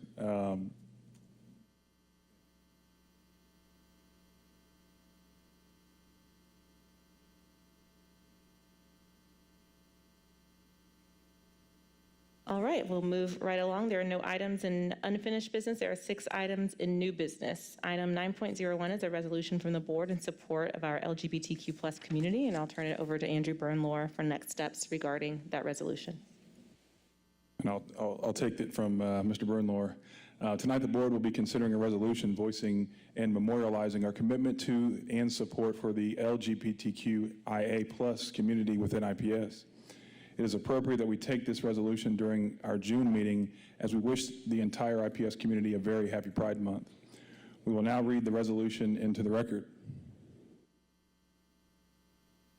Whereas actively fostering a welcoming and inclusive environment for all people and particularly all students, regardless of race, color, creed, gender, religion, sexual orientation, or age, is a core value of the Indianapolis Public Schools Board of Commissioners, and whereas public education and the exposure to different ethnic, culture, and political backgrounds are paramount to the development and understanding of our ever-changing community and country. Whereas all people, particularly all students, must be protected by schools from bullying and discrimination based on their gender, identity, and sexual orientation. No student should experience any form of harassment or any unfair treatment while in the care of the Indianapolis Public School District. Whereas the Board of Commissioners is committed to combating homophobia, transphobia, sex and gender-based harassment, sexual prejudice, and any form of discrimination, and to create safe and welcoming learning and working communities for all IPS students and staff. And whereas the Board of Commissioners strives to create a place where individuals and families of all backgrounds feel safe. Every IPS student deserves to be treated with respect, dignity, and shall be recognized for their contributions to building a strong and vibrant school corporation, no matter how they identify within the LGBTQIA+ spectrum. Therefore, be it resolved by the Board of School Commissioners that the Indianapolis Public School Board of Commissioners affirms the dignity of the LGBTQIA+ IPS students and staff, their right to have a safe learning and working environments.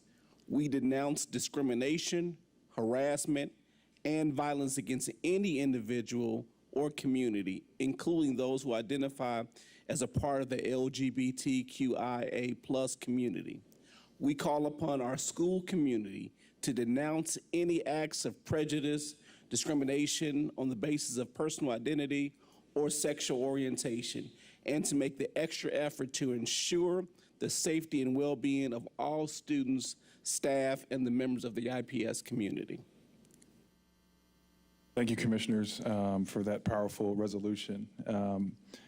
Before I offer for a motion, request a motion for the resolution as presented, are there any questions or comments that Commissioners have with regard to the actual resolution before we take a vote?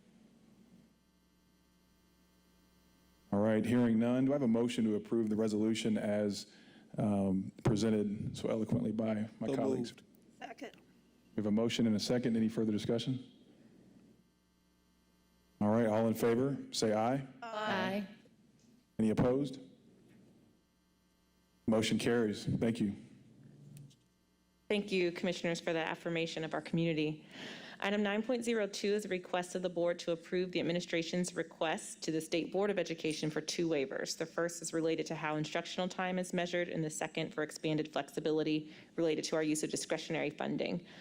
Andrew Bernlohr provided an overview and a description of that waiver process during Tuesday's meeting, and so this board's approval is the prerequisite step before we can then go to the State Board of Education to request that flexibility. And so at this time, the administration requests the board's approval.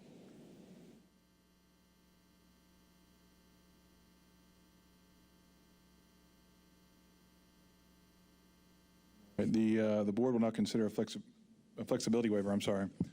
Actually, I'm going to hand this off to Mr. Bernlohr, I think, right? Well, yeah, I can just, Superintendent Johnson summed that up. There's 2 resolutions.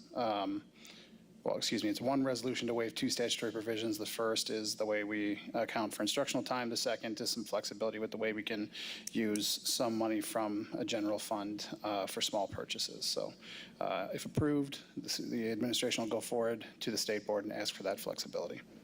Excellent. Thank you, Mr. Bernlohr and Superintendent Johnson.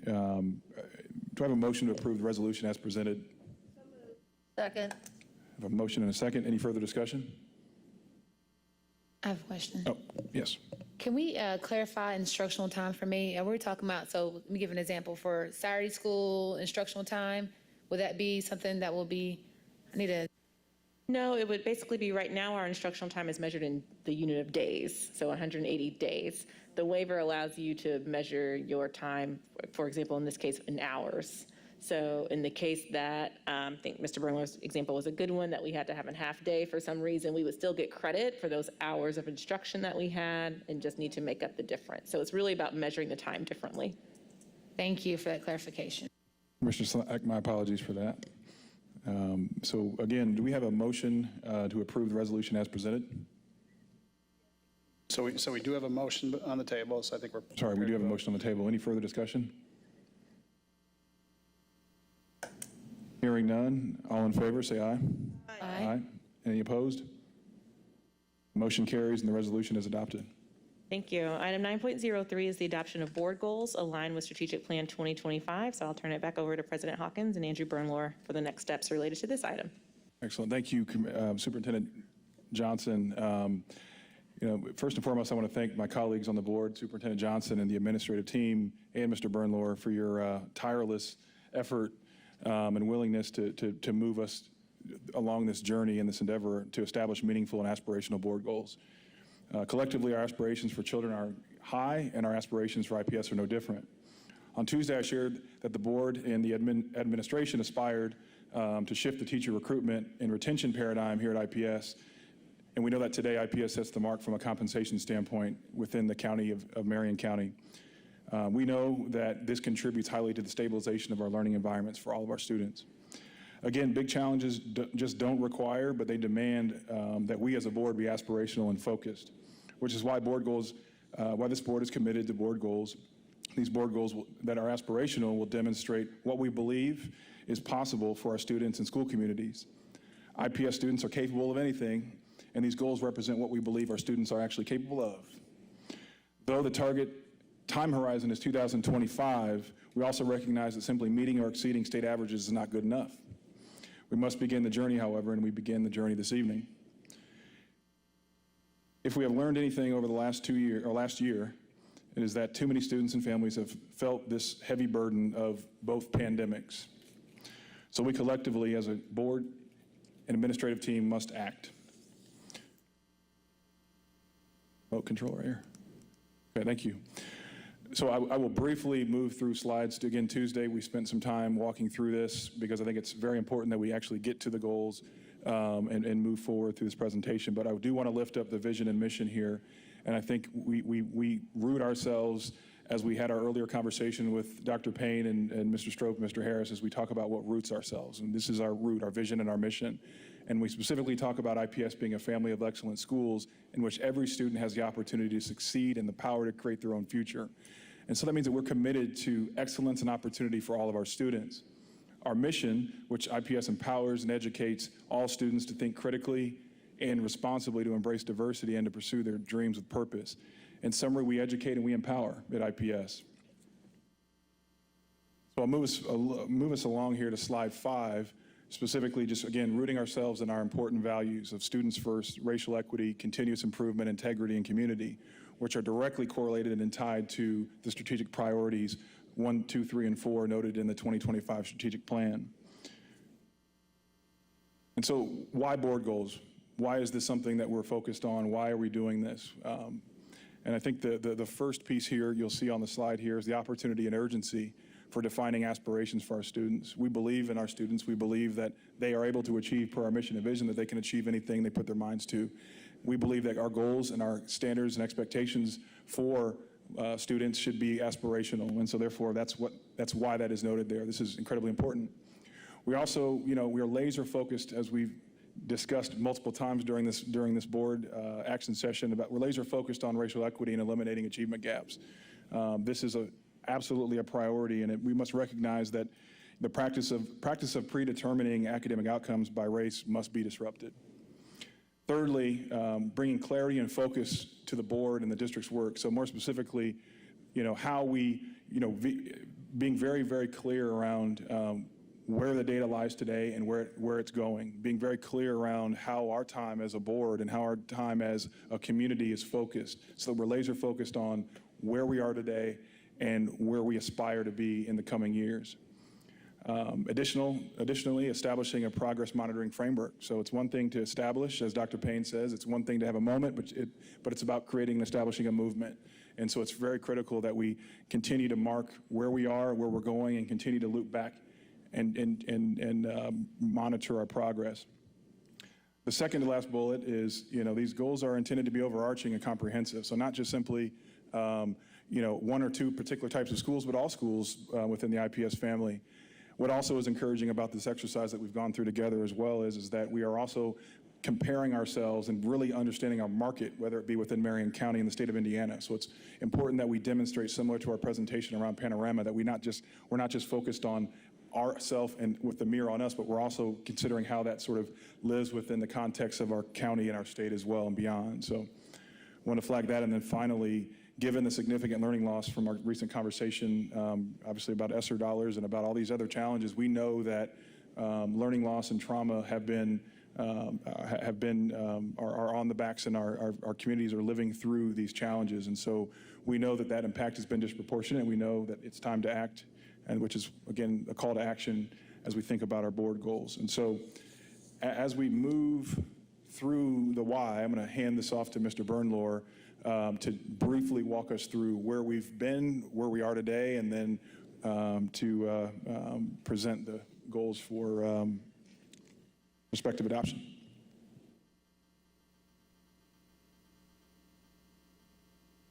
So this has been a remarkably collaborative and iterative process, and I appreciate everyone's insight into this. Obviously, we started in May with our initial thoughts, and we've brought us to here today. And so really want to say I appreciate the work of Superintendent Johnson's team, Andrew Strope, Emily Schultes, been very instrumental, and all of the commissioners' insight. You all been incredibly engaged on this. It's really appreciated, and I think we have come out on the other end with goals that really reflect the values of this board. So I appreciate that.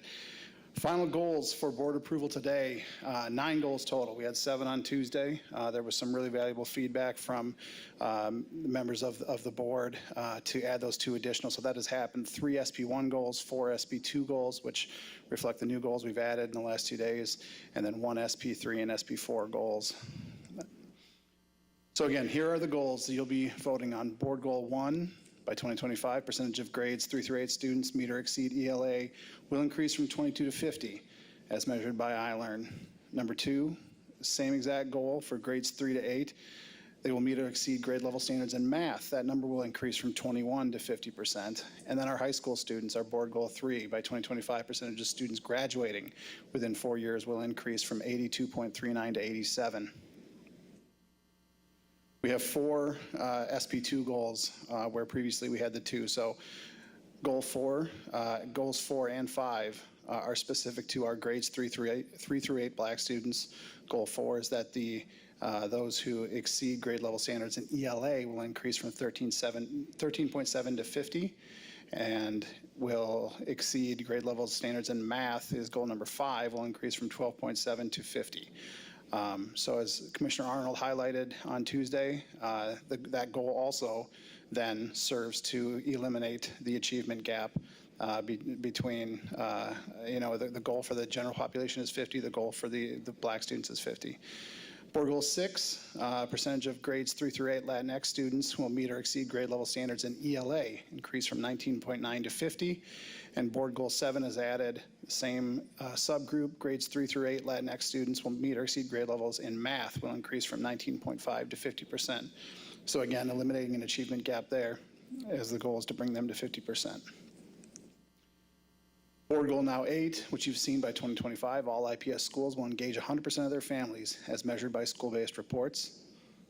Again, this one will rely largely on these school-based reports who are in the best position to sort of assess their ability to engage authentically with their families. So yes, Panorama will feature heavily in that, as will other metrics the schools use, Parent in Touch Day, conferences, parent engagement activities, that sort of thing. And then board goal 9, by 2025, the IPS portfolio schools will increase enrollment by 20%, which would represent an increase of 6,234 students by 2025. So those are the 9 goals you'll be asked to vote upon. I think if you would pause and chat at this point, or? Okay. Well, I'm sorry, Commissioners, are we comfortable if we keep moving through the presentation, or did we want? Okay. So again, the intent and what you'll see is a robust reporting calendar that will follow. This is going to be kind of refined and fully fleshed out come July.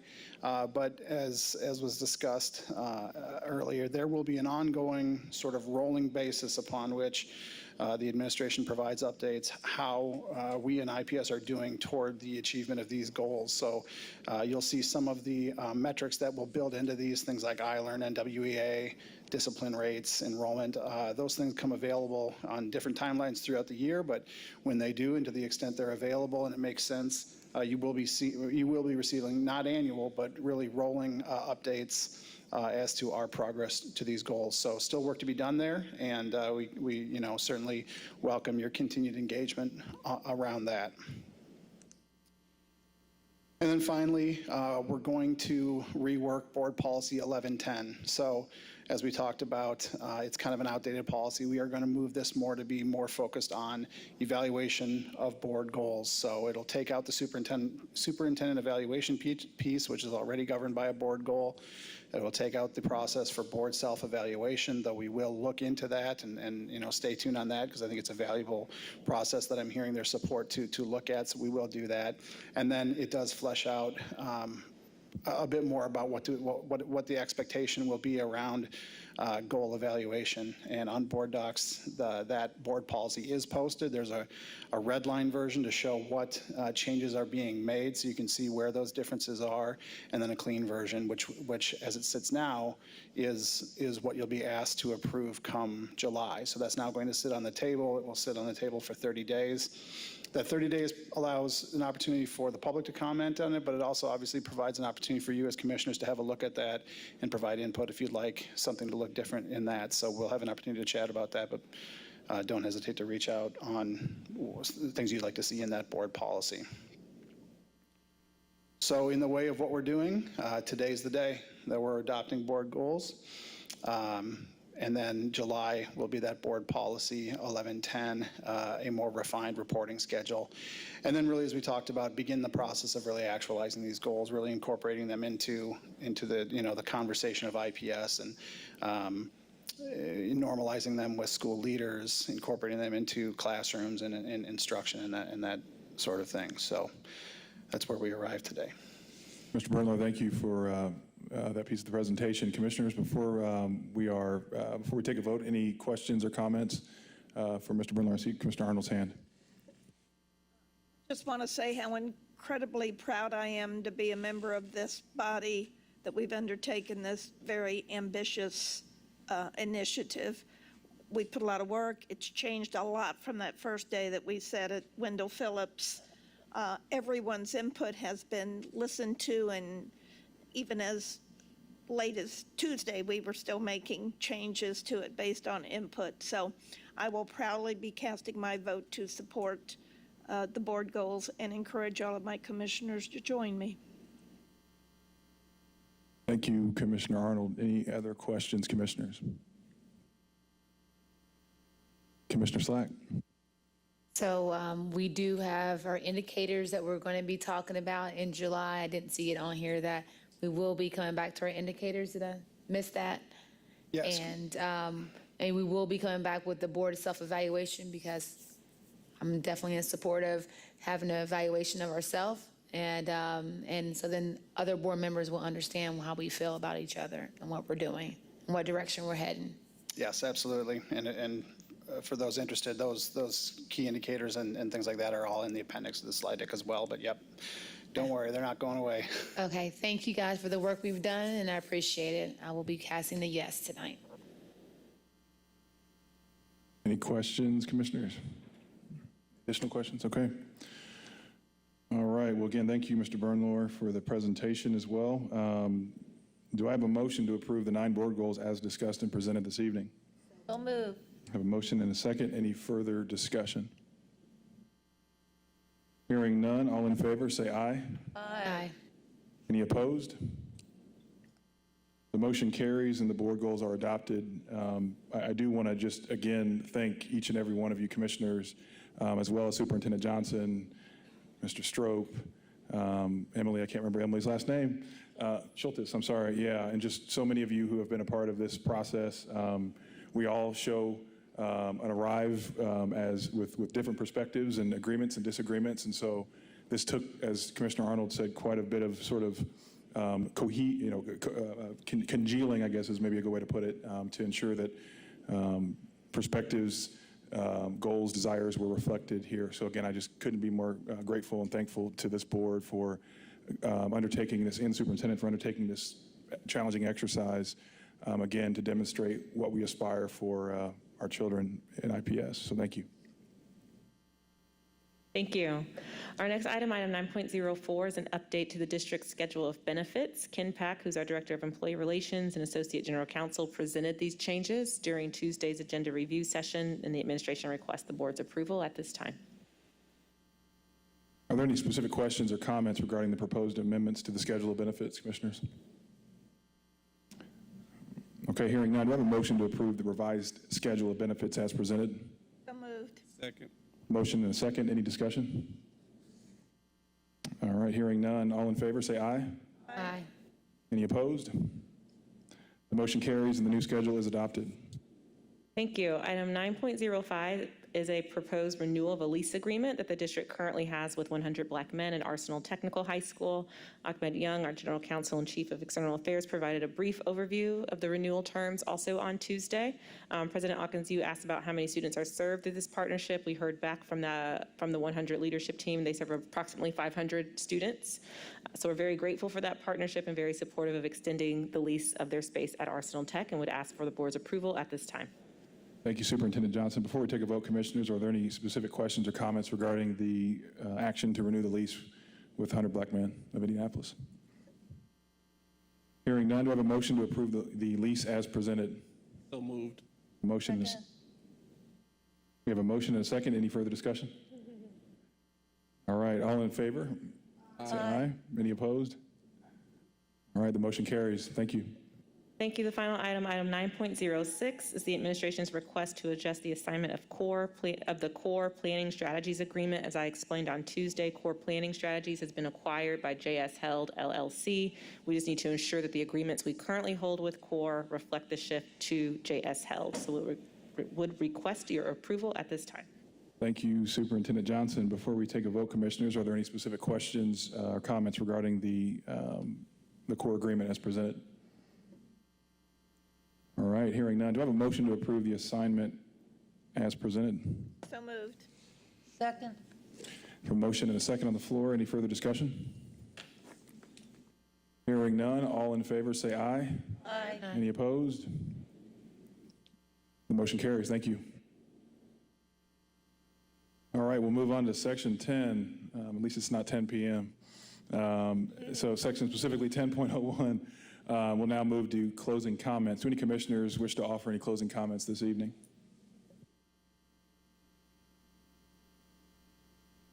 All right, well, hearing that, I just want to lift this up real quickly. I didn't get a chance to say it earlier, that I want to thank fellow commissioners, as well as Superintendent Johnson, the administration, the comms team.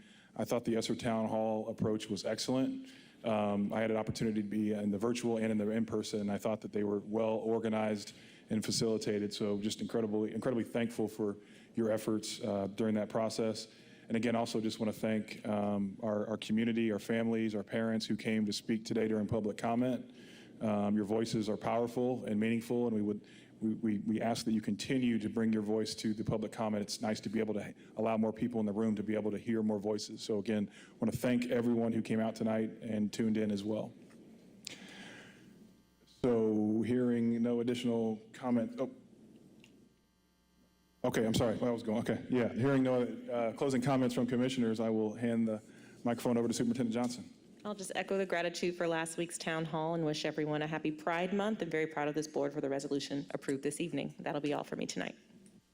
Thank you, Superintendent Johnson. Having completed all the items on the agenda, this meeting now stands adjourned.